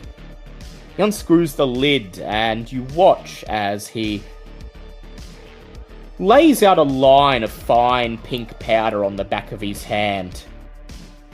He Can I eyes. identify what this is easily enough? Yeah, if anyone would like to make a knowledge check, they can. And if Sure. you have the science or medicine proficiencies, you can add +2. I got a natural 20. Natural 20. I know. Anyone else? Yeah, anyone else want to? He's probably done his fair share of narcotics, so I think he'll have a swing at guessing what he's huffing. Yeah, go ahead, PU. What kind of roll was this? Knowledge? So that will be knowledge, and you can add medicine or science if you have it. I'm bad at knowledge, but we'll give it a go. Oh, a 17. 17. So, PU and Azure, you watch as he eyes you, each of you, raises an eyebrow, and then snorts the whole line of pink powder off his wrist. His eyes widen and glow bright pink for about a fraction of a second, and then he shakes his head. Get the buzz going, and then he looks PU dead in the face and he says, they're gonna chase us soon as we get in the car. Running gun battle on the highway, you see. Yeah. How do you know that? What they do. He holds up the vial of pink powder, and you recognize it as a relatively uncommon drug of choice. Pink glass, it's called. Shit, where did you find that stuff? Like I said, private detective. I live in Burnchurch Hex, but I work for the upper crust in the hills. That's where the money is, baby! And that's where the contacts are. I got a good line on it. So, PU and Azure, you know that pink glass... Well, Azure, you would know that pink glass is supposedly made of isolated tachyon particles that are refined into a powder and snorted up the nose. PU, you probably wouldn't be aware of that part, but what you would know is its reputation on the street, and that is, when ingested, it allows the user to slow down their perception of time and even peer into the immediate future if you happen to be particularly attuned to it. Well, shit. Big guy, you know that shiny piece I gave you? You know how to use one? Can't say I've never handled one before. Real easy, like a camera. Point and shoot. You see, if you look down the barrel, you can usually see the bullets. Those go forward. Point them at the baddies. I'm gonna recommend not Frank doing that. holds up Not looking the at it. Don't. Alright. Frank holds up the peacemaker, and it's going to be very obvious there is no way on heaven and earth his finger is fitting into the trigger loop. Yeah. He's basically gonna be squeezing, just merging the trigger loop with the trigger itself. Yeah, well, fuck, good enough. Listen, let's get in Axie and let's fucking book it. PU's going to, instead of unlocking it with a key or anything, he bangs it with his elbow and the door pops open. Hideous stench immediately emanates from within the car, overwhelming each of you. And Charlie, even Rusty seems hesitant to climb into the taxi. He takes one look at a cluster of mushrooms growing out of the corner of the back seat. Tilts Make it his into a head. convertible, let it air out a bit. Frank yells dibs and goes, actually yells shotgun and goes into the passenger seat up the front. It just slides in. It's no dirtier than some of the mines that he would have worked at when he was a mining bot, so Charlie just sort of bows his head, Rusty sort of bows his head looking at Charlie, opens his mouth, and he just says, "Whimper, whimper." Are we all gonna fit in there? No, it's a Yeah, bit she'll be sketchy. fine. What was that? Yeah, What was was that, that, Charlie? It's a bit sketchy. Sketchy. Do I look like a sketchy guy? I ain't no sketchy guy. I know my shit. I can drive. Axie still runs. You'll be fine. Charlie like waves his hands in front of his monitor, like in pretense that he could smell. Yeah. He just goes, oh! But You love it. It's a the must. reaction- It grows on you. Literally. Poop emoji appears on Azur's face. Oh, yeah, Mask by is the a way, different word. I wouldn't call it that. It is what it is. Chrome Dome, great work back in the alley there. The light show, great stuff. Hey. That was at Azur. Yeah. Yeah. Azura's just sort of like awkwardly silent as she picks her way through the fast food wrappers and tries to create a little spot on the back seat for her to sit. And Oh, it yeah, sits just put there the- with little fireworks appearing on the screen. Put Yeah. that anywhere. It's all good. Rusty opens his mouth and one more time he says, whimper, and then clambers into the back seat. Charlie. Will I'm gonna follow give behind. Rusty a little pat. Gingerly. Be careful, don't look into his eyes. As you pat him, his jaw sort of hangs open, brandishing his razor-sharp teeth on full display, and he just says, "Pant, pant, drool." He's adorable. I love him. Thank you, I built him myself. Once you're all in the taxi and the doors are shut, and I'll stress that this is a struggle in and of itself. The doors open easy enough, but there's just so much filth caked into the taxi's frame. It takes at least 4 or 5 tries to shut each of the doors. But when you're finally all sat down, PU leans forwards, turns the ignition chit, and instantly a little monitor on the back of the driver's side seat lights up and says, "Destination, North Docks, currently accrued fare, 3,821 creds. Current time of service, 3 days, 12 hours, 47 minutes. And the timer is still going. Isn't Axie funny? She thinks she's gonna get creds out of me. Oh. Alrighty, let's kick it into gear, Axie. And I'm going to stop peeling away. Yeah. "Whoa, just be careful, kid," shouts Ermac as he's jostled forwards, still dazed from his hit. "They're gonna be on the highways. They're gonna wait for you on the off-ramp, chase us on. Maybe we can go around. You're the driver." Go around, go for it. I mean, you've been really scared of firefight, but I want to get paid. Let's try and keep you in one piece. So, what would the party like to do?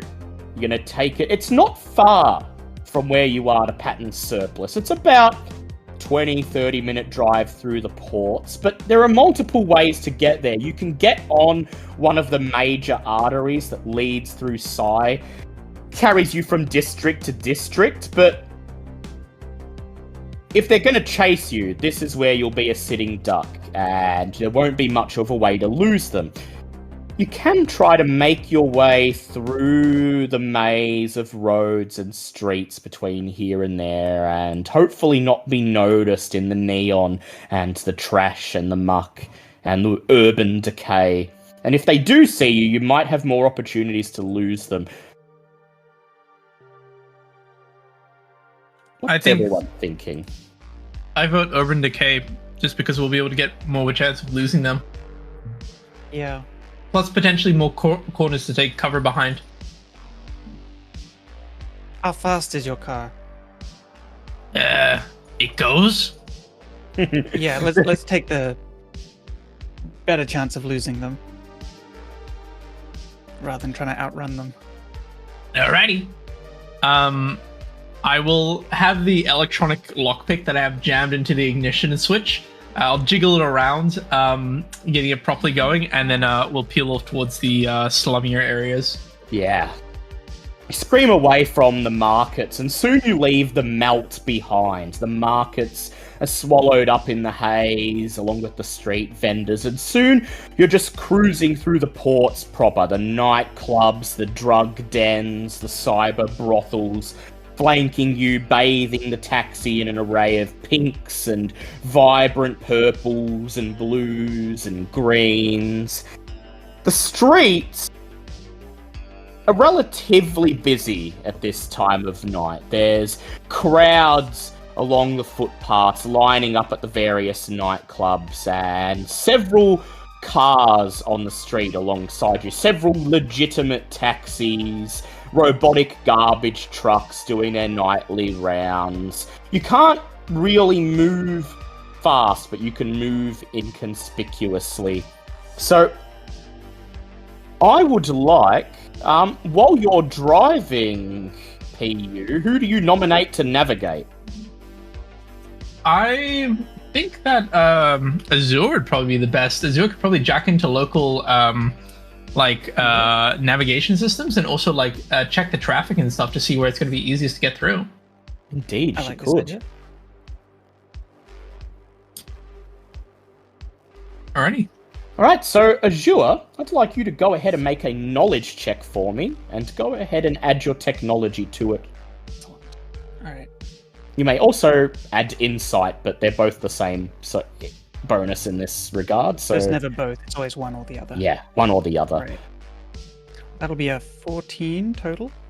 So tell me what kinds of things Azure would look up, and furthermore, how she gains access to what would usually be heavily restricted, encrypted traffic data used by the corps to police the highways. Well, I do this all the time. So I'd be looking at, traffic data, effectively your Google Maps, how busy is this road, that road. I'd also try and look into the specific timings of traffic lights, if there are such, I don't know. Yeah. Such as there is. So, Azure, as your fingers glide across the cyber deck, the backseat of the car lights up with a bright purple sort of holographic diorama of this section of the ports, complete with little green cars cruising down the streets and tracking every vehicle in real time. There's a logo floating above it. It reads United Citadel Security, restricted access. You hope nobody... Yeah, you hope nobody pays attention to that as you trace a path through a couple of main roads from here to Pattern Surplus.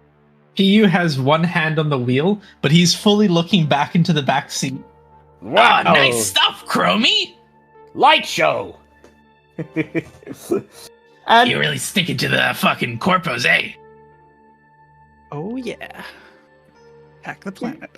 you manage to plot out a route that should keep you off most main roads. You could stick to side streets, less used access ways. A lot of the places you're going to stick to are usually only used by the garbage trucks and the robo-taxis. Automated lanes for automated traffic only. They keep you out of the public eye and allow you to cross the district efficiently, quickly, hopefully without being noticed. But there is one question I will pose to you, Azure.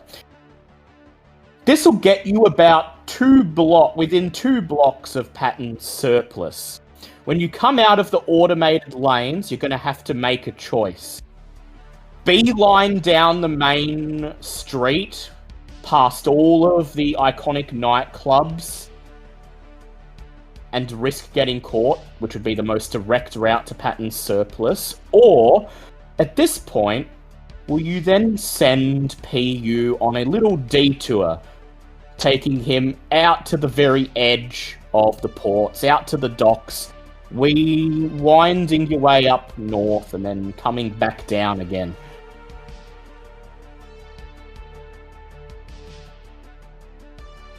I'm leaning towards the latter. I'm always Yeah. a little more patient and careful in trying to get places. I never like to be Patience and seen. care it is. So you start to recite the directions to PU as he drives, and PU, as you drive, do you slap the radio chip right there? Upload. Absolutely, I do. You do. And as soon as PU slaps the radio chip, his playlist begins to fill the air. As he glides down the street, all of you rocking behind, and as this music fills the little taxi, Frank, you probably have a reaction to it. This is not 1970s rock. This is not AC/DC. Well, fortunately, Frank can't hear any of what's going on in there, and Frank has opened up his window, has stuck his head out, and is rubbernecking because he's never been there before. Yeah. And what a ride it is. This isn't just a car ride, Frank. The way PU drives, it's like you're on a roller coaster. It crests hills and then takes sharp dives down. You're all bumping back and forth. If Frank was human, if he was not a robot, he would feel his innards squirming and twisting, his stomach leaping, just like it does when you're in an elevator and it takes off and you lurch forwards. Frank's head out one side and Rusty's out the other. Yeah, Rusty's just got his mouth hanging open, and as the car drives, he just repeats a single word: pant, pant, pant, pant. Well, Frank is also trying to snatch souvenirs as we go. Get close enough to something. You manage to get, at one point, PU's dangerously close to a traffic light, and you just reach out and use your arms honed for mining camps to just bend the pole towards you and snap it off. And then the next thing anyone's aware of, there's a traffic light lying in your lap, constantly switching from green to orange to red. Jeez, big guy, nice stuff. If there happens to be any wires, can I have them? Yeah, Frank, the traffic light's dangling with wires. Red, green, blue. And you notice Charlie seeming to be eyeing them with an interested demeanor, leaning ever so slightly forwards towards the passenger seat.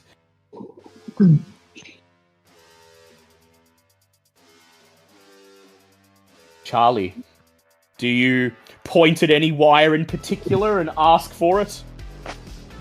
And I have the blue ones. They're the best. Frank, do you rip off some of the blue wires for Charlie? Oh, absolutely. I'm handing. He's trying to find souvenirs for everybody, and as thematically appropriate as possible. I mean, bad luck if we go up near some yellow cake or something or other, because PU's going to get a sample. So, Charlie, you're handed a handful of blue cable with live wires still sticking out the end, electricity still sparking on the metal bits. Well, Frank himself seems to extract another of the loose wires, open the brim of his coat and drop it in. You see something tiny vibrating underneath the coat as Spot squirms up your chest, Frank, and nuzzles the little live wire that you just dropped in as a treat. And at this point, Frank, as you're sticking your head out the window looking for souvenirs, I'll ask you to go ahead and make a presence check for me, and if you have survival, you may add +2 to it.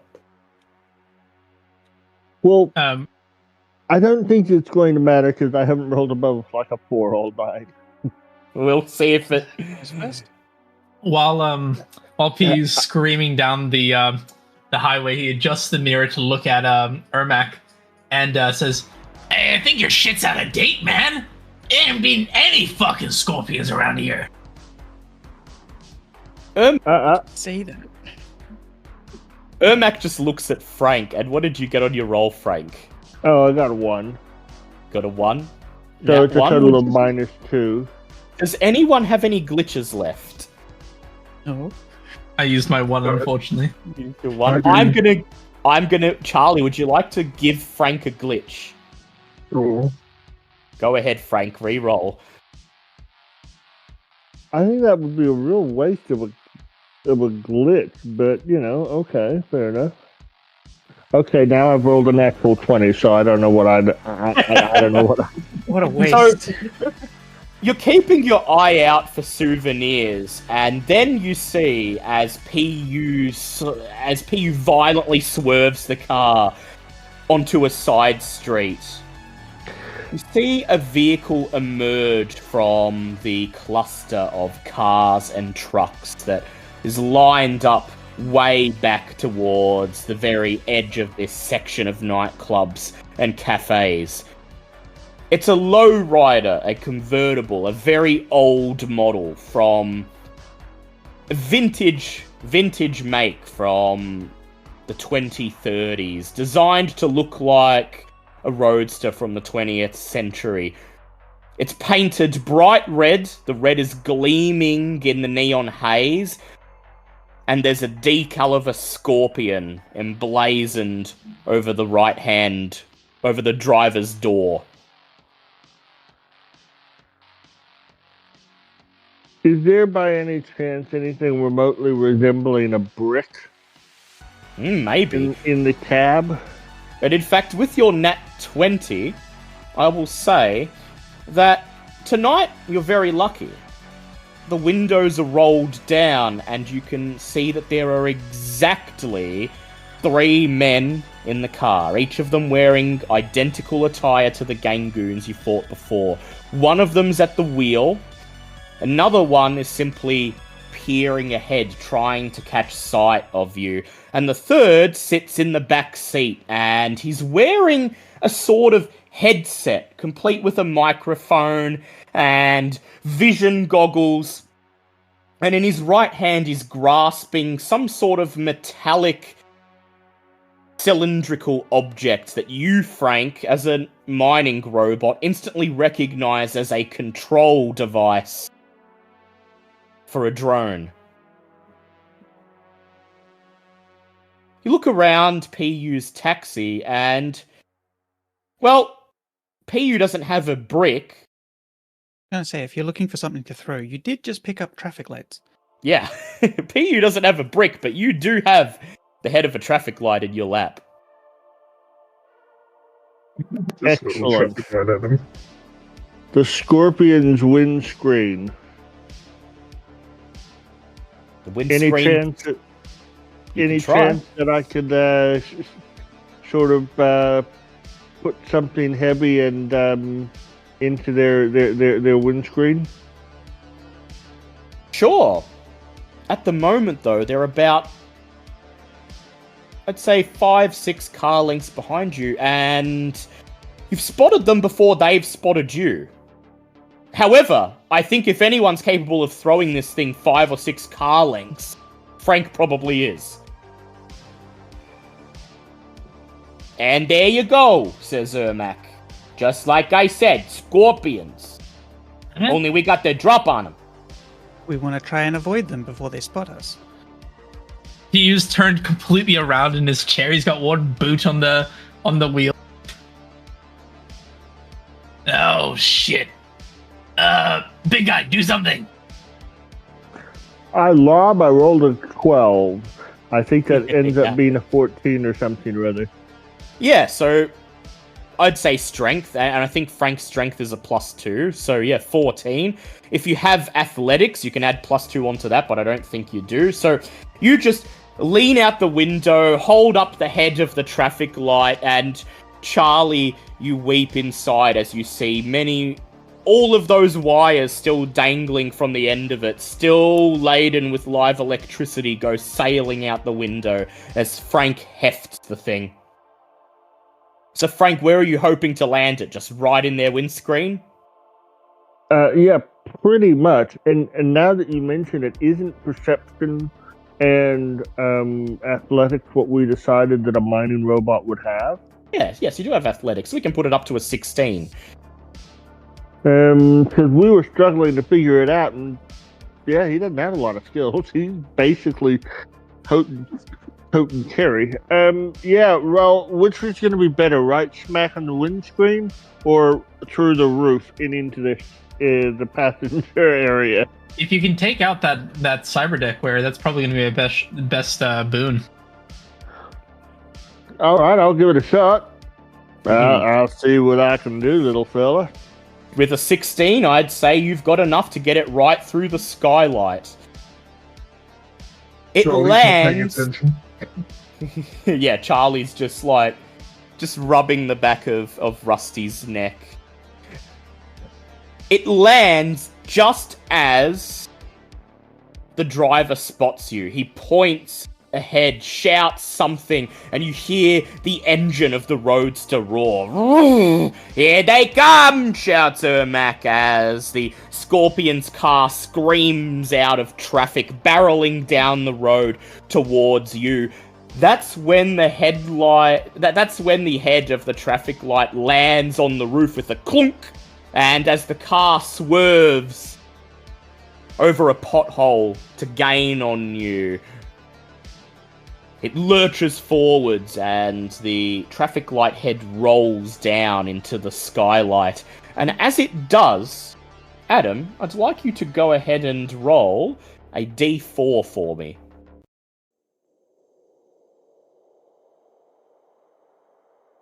Because I'm treating this as effectively an electrical grenade. So I'm going to see how many people it hits. Nice. It only hit one. I'll give you the choice of which one you'd like to hit then. The driver, the passenger, or the one in the back seat who's got a drone control panel. I think I'm going to hit the driver. You hit the driver. Alright, go ahead and roll a d6 for me.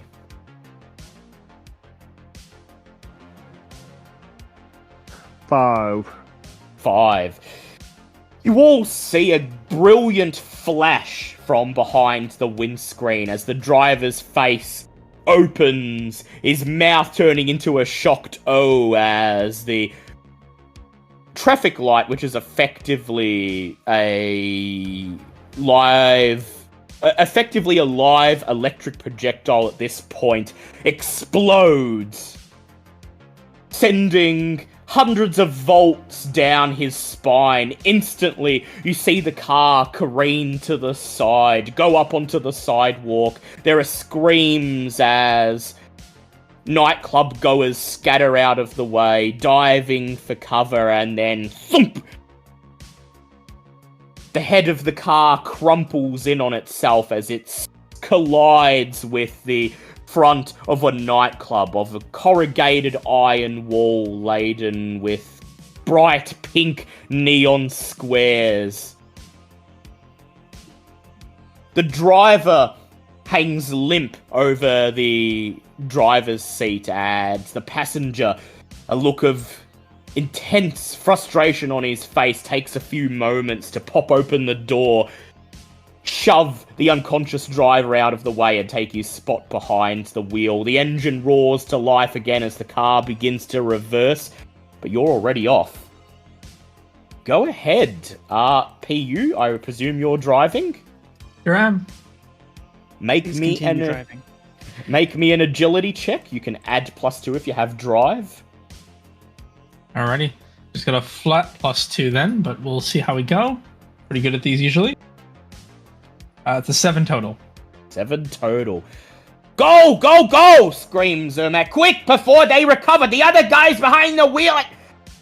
You slam your foot on the pedal, and at this point, there's a loud buzzer there's a loud buzzer that emanates from the monitor behind the driver's side window as a message pops up on the screen.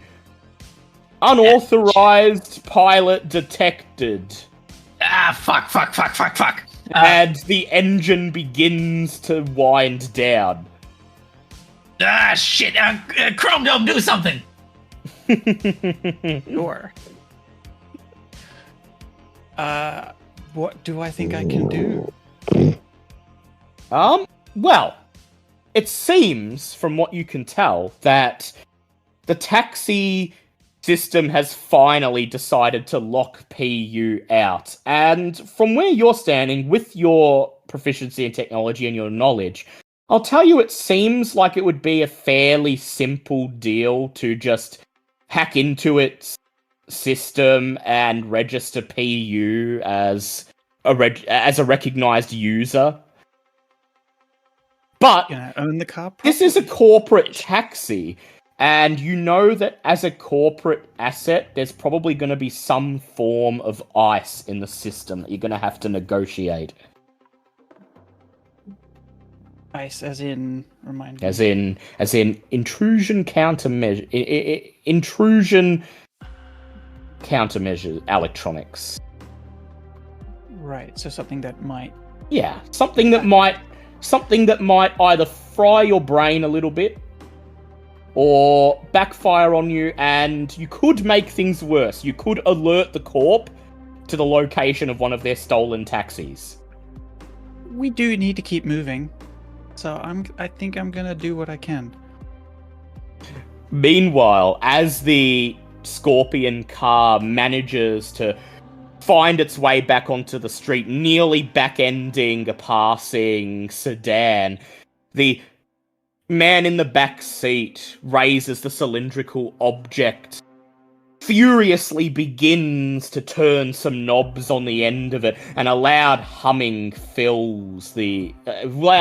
begins to drown out the street ambience as a flying drone emerges from the back seat. It would be, the future seeing drug would be pink glass, PU. Thank you. A solid obsidian black sphere, looking like it's made out of onyx, emerges from the back window of the car. A little compartment on the front slides open. Zzz, click! And you see the barrel of a minigun beginning to spin, beginning to warm up. Zzz, zzz, as the drone begins to speed down the street, weaving between the garbage trucks and the auto taxis, gaining on you. While Azure is trying to get into the digital side of things, can PU try to jam his electronic lockpick into the... He sure can. He can try to see if he keeps the car going without it coming to a full stop. So go ahead, make me a knowledge check, DR10, and you can add your thievery to that. Thank you very much. Charlie also offers to help. So Charlie, you've got the drive proficiency, I believe. But you know what might be useful here is Charlie has a multi-tool embedded in his body, and this might help PU get into the system. So would you like to order Charlie to provide some assistance? What's the meaning? Yeah. If you'd like to do that, go ahead and make a knowledge check for me, Charlie, and add +2 if you have machinery. I have mechanics. Mechanics, yeah, that's what I meant. Non-natural 20.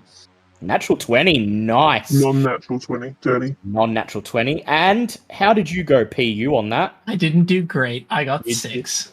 You didn't do great. So you've pulled out your electronic lockpick, you've taken it out of where the ignition chit is, except you've failed to account for the fact that that's what's keeping the ignition running. As soon as you pull it out, immediately the engine begins to splutter and you go, oh shit, and wedge it back in. Fuck. I want you to imagine this guy has like completely flipped himself upside down in the seat. He's lying down. He's underneath the dashboard, fucking trying to stick this lockpick into the ignition switch. Ah, shit! Fucking. I just reach over my and cig. He's here. dropped his cig. He's picking it back up, putting it in. Ah, fuck. Azure just reaches over and sticks the sticks the ignition chip back in, and the engine comes to life again. Still winding down because you're locked out of the system, but for the moment you're able to keep it running because Charlie raises a hand and Rusty bounds forwards, sprawling over the dashboard and the passenger side door. He opens his mouth and says, "Bark, bark," as a little tool extracts from his neck, drills into the dashboard and manages to hijack the engine to prevent it from going down. And this manages to keep the taxi driving, PU still weaving through the traffic, and so far the drone that's chasing you hasn't been able to get close enough to riddle the taxi in bullets. So it's all on you, Azure. You unsling your cyber deck and dive into cyberspace. Go ahead and make me a knowledge technology check. 13. 13. As good as I would have liked. You reach for your neck, pull out the long chrome cord, and jack it one end into your cyber deck, the other end into the socket underneath the monitor in the taxi, and instantly the taxi and the street outside fade away. They turn into wireframe, and then that too begins to dissolve, turning into individual bits, ones and zeros that begin to reform all around you as you dive into cyberspace. You're within the taxi's system. In your eyes, through your access jack, it looks to you as a featureless grey plane in the middle of a void, endlessly vibrant white. You can see the node that handles the registered users.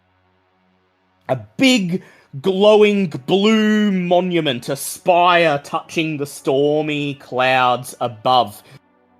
But it's being patrolled by ice, manifested in your vision as bright red spheres covered in pointy spikes, naval mines that float in the air. Each one of them brandishing a cartoonishly angry face with triangular eyes and a zigzag frown, scanning for intruders. So I will say that your 13 is enough for you to get past them, get into the node, and register PU as a temporary user. That'll keep him in control of the taxi for 24 hours. But you have the option, if you like, to dive deeper and register him permanently as a freelance employee with the taxi company, meaning the taxi will never have this problem again. But with the 13, you will have to engage in cyber combat with the ice. What does cyber combat look like? So you'll attack them as if you're in combat normally, but you'll be doing knowledge checks, and that's also how you'll defend. Knowledge technology checks? Yeah, knowledge technology checks. And you could also, I think the other app you have is... oh, yes. Where's that? Trolley Skipper. Automated defenses have trouble tracking me. Yeah. And prioritize other available targets.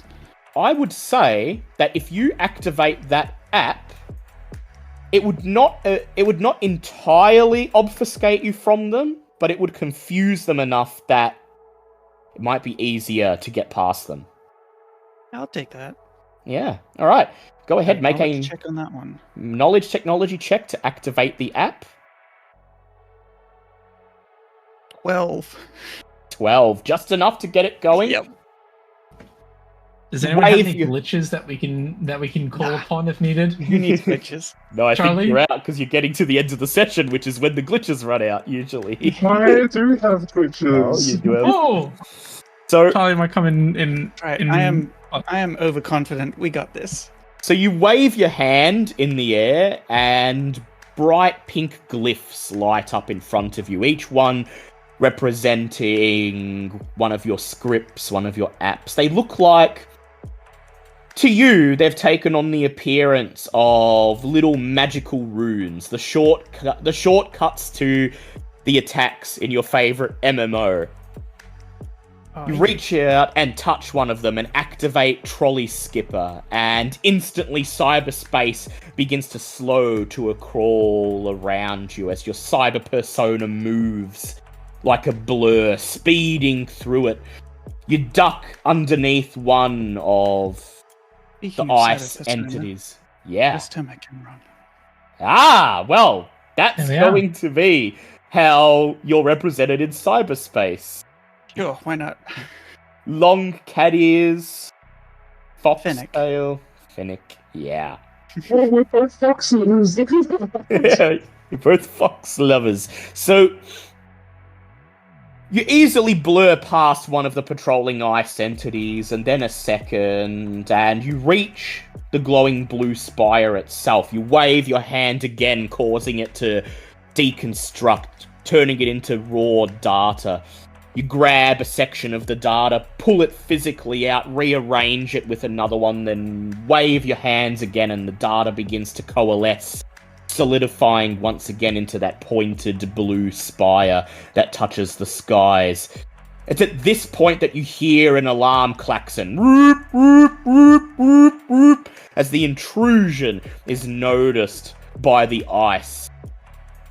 Their angry faces staring right at you, their spikes shoot out, growing at least double length longer, and they speed towards you, electricity crackling at the end of the spikes. And I will ask you to go ahead, make me just a straight knowledge roll to defend.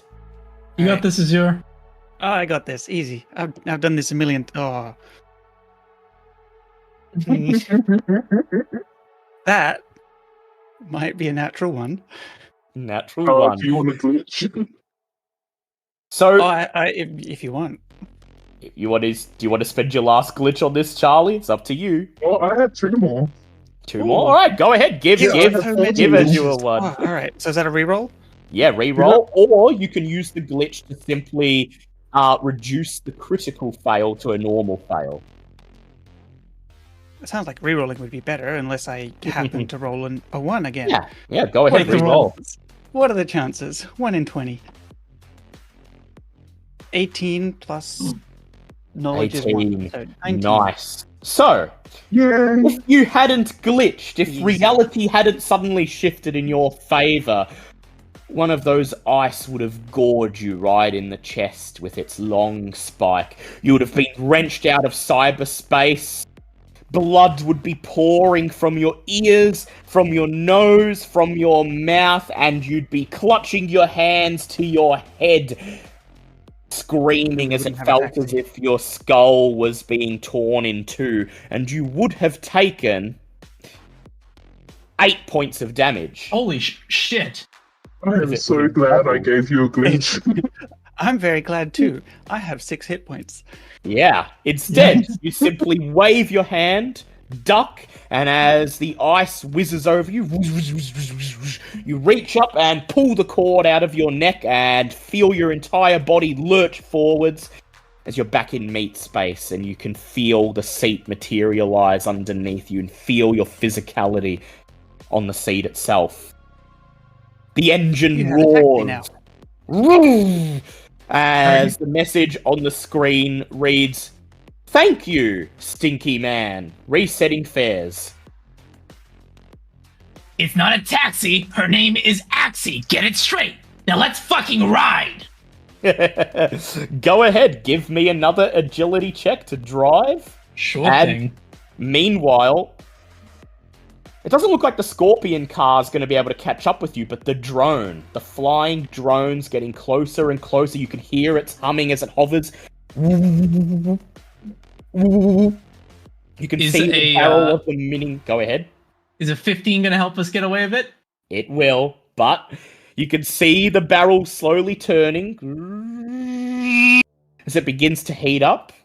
And I'll ask Charlie, Frank, is there anything you would like to do to try to keep that drone away while you trust PU to just floor it? Go, kid, go! Screams Ermac.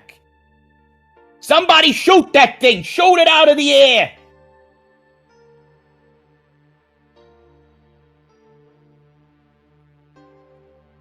Charlie, Frank, Confused.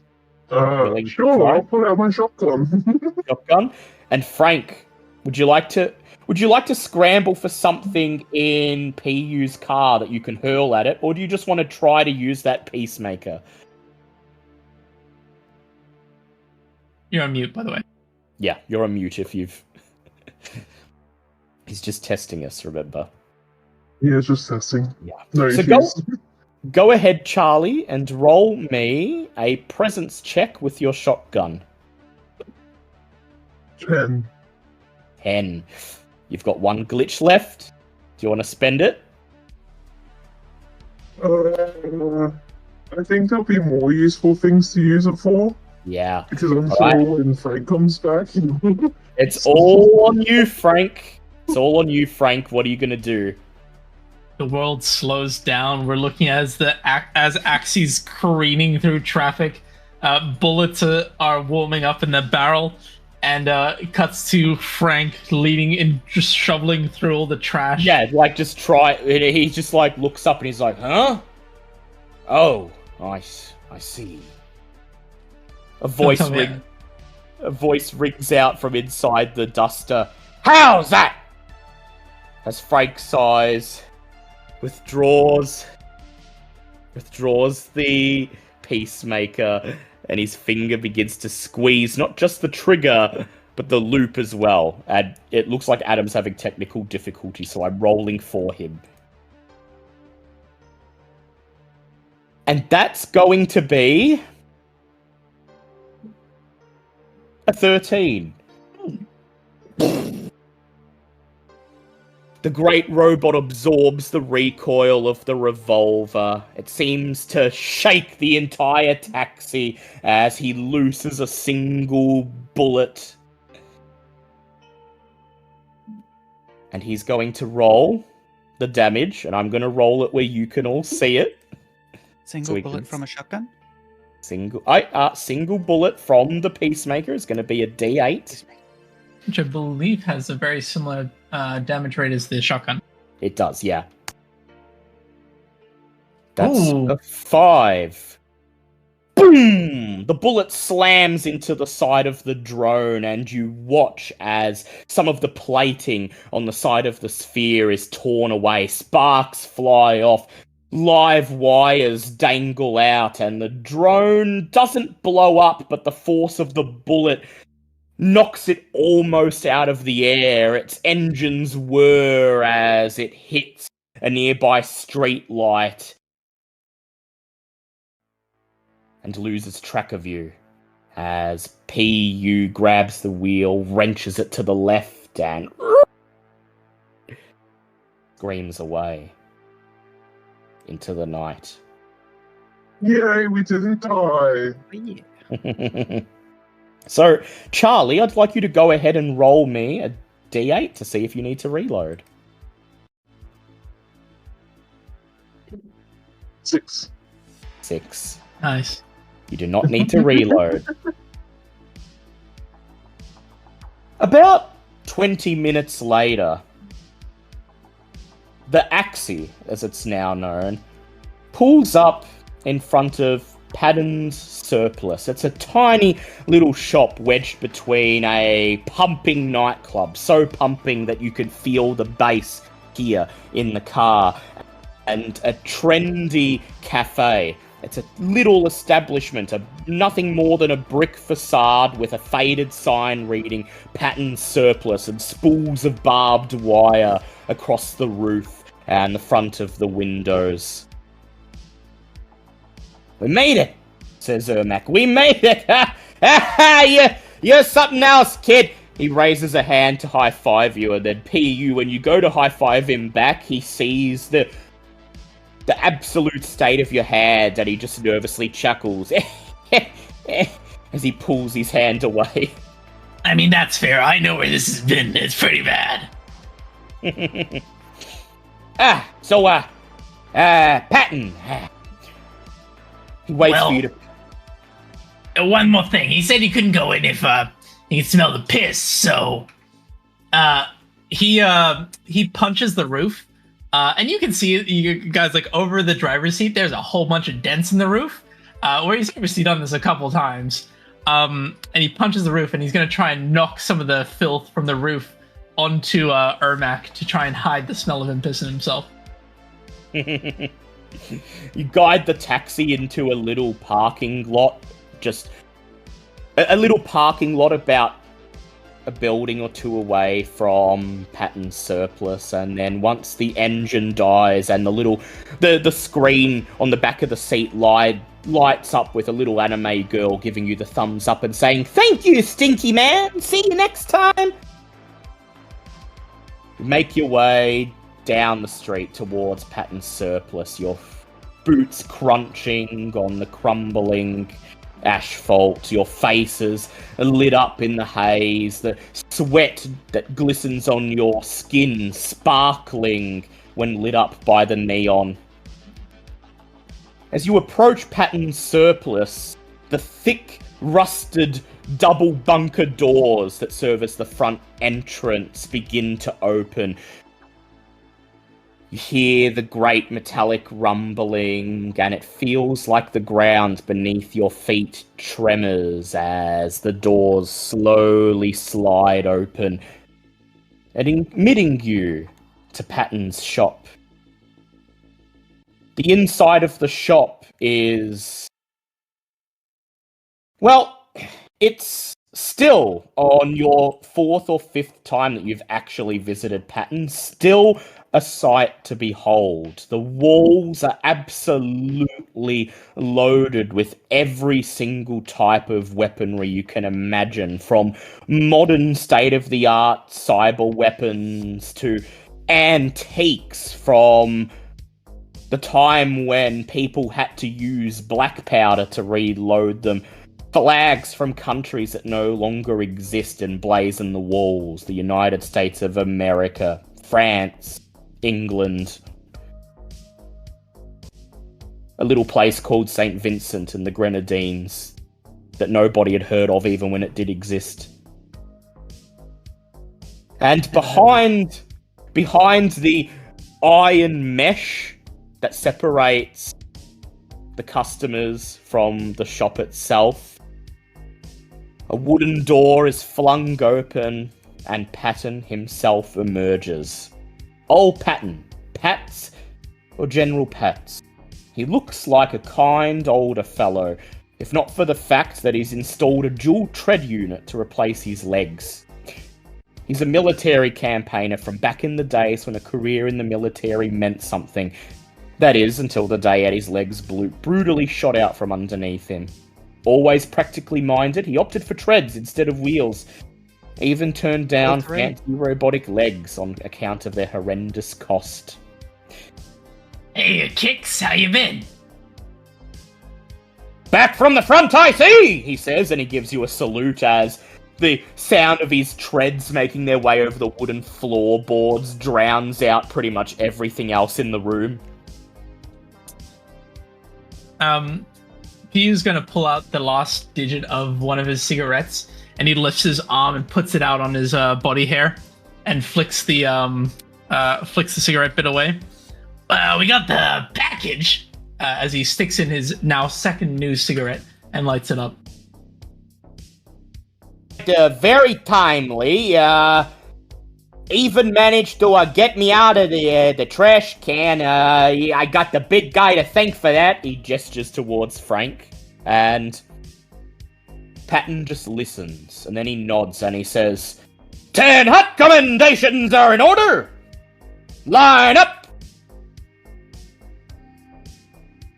He looks at the rest of the group, and then back to Patton. I don't do anything blind. Go and stand in the corner with your back facing to us and make sure you listen in, soldier. Man the latrines. Yeah, the PU will follow the order and man the latrines. He's going to pull down the zipper. No, please stop. Not these latrines, soldier! well, You're going to be dishonorably discharged from this military. When I say dig the latrines, I don't mean slack off, soldier. you are no fun, Kicks. And he'll fix up. All right, well, get to it. I've called you here to receive the reconnaissance provided by Corporal... He looks over at Ermac. Corporal Ermac! Yeah, let's go with that, says Ermac. Corporal Ermac is in need of a few good men, and I told him I had a few good men. I told him you would get it done. Now what do you say to that? Sir, yes, sir! That he expects you to bark it along with him. We got Yeah. it done. Not even a sir! Ermac just sighs. We got chased down on the streets, nearly turned the taxi in a scrap heap. Just get to the point, huh? I got a job. You said you had some good guys who could get it done. I've seen what they can do. And I want to take it further. Can we make this happen? We make it official? Official then! Mission briefing at 1800 hours tomorrow, says Patton. Corporal Ermac here is waging a war with the Scorpions. He's uncovered some intelligence accrued by an agent behind enemy lines. He needs you to go behind enemy lines and make contact with the agent. In normal people talk, says Ermac, I know this guy, hacker, goes by the name Solitaire. He was selling jailbroken tech out of a bodega in the slums, and he and I were working on something, building this case against the Scorpions. He said he had something for me, and then he disappeared. Sounds like the Scorpions got to him. Now the job I have for you is to scout out his bodega, his place of operations. He told me if anything ever happened to him, that he'd leave something behind, sort of a dead man's switch, a package, something that I could use as a secret weapon. And I'm gonna need you to go there. Is there any chance I've heard of this hacker before in my hacker circles? I would say that you heard of Solitaire. You know Solitaire is not really much of a hacker, nowhere near the caliber that you are. Amateur. But he knows how to make connections. He's good with people. It doesn't especially surprise you that apparently his OPSEC's been bad enough to get him caught, though. Hey, heard of him, have you? He says, looking towards you. We've crossed paths. Not a So huge fan. Well, he said he had something for me. An app, a data cache, something that'll help me get the upper hand against these Scorpions. Intel from behind enemy lines, shouts Patton. Yeah, that. So, here's the proposal. Patton's the middleman. He's letting me make use of your services. I want you to go to Solitaire's bodega / cyber cafe. The gang's probably watching it. They probably got sentries. They probably rigged it with traps. They're probably expecting Solitaire's friends to turn up, looking for him. So you gotta expect trouble. But if you can make it in and out, and you get what I'm looking for, let's say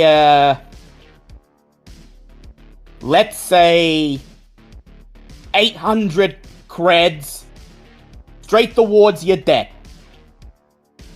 Plus my finder's fee, sir! Don't remember, these are soldiers of fortune! Shouts Patton, and Patton's finder fee, we take that out of the equation. 500 creds each off your debts.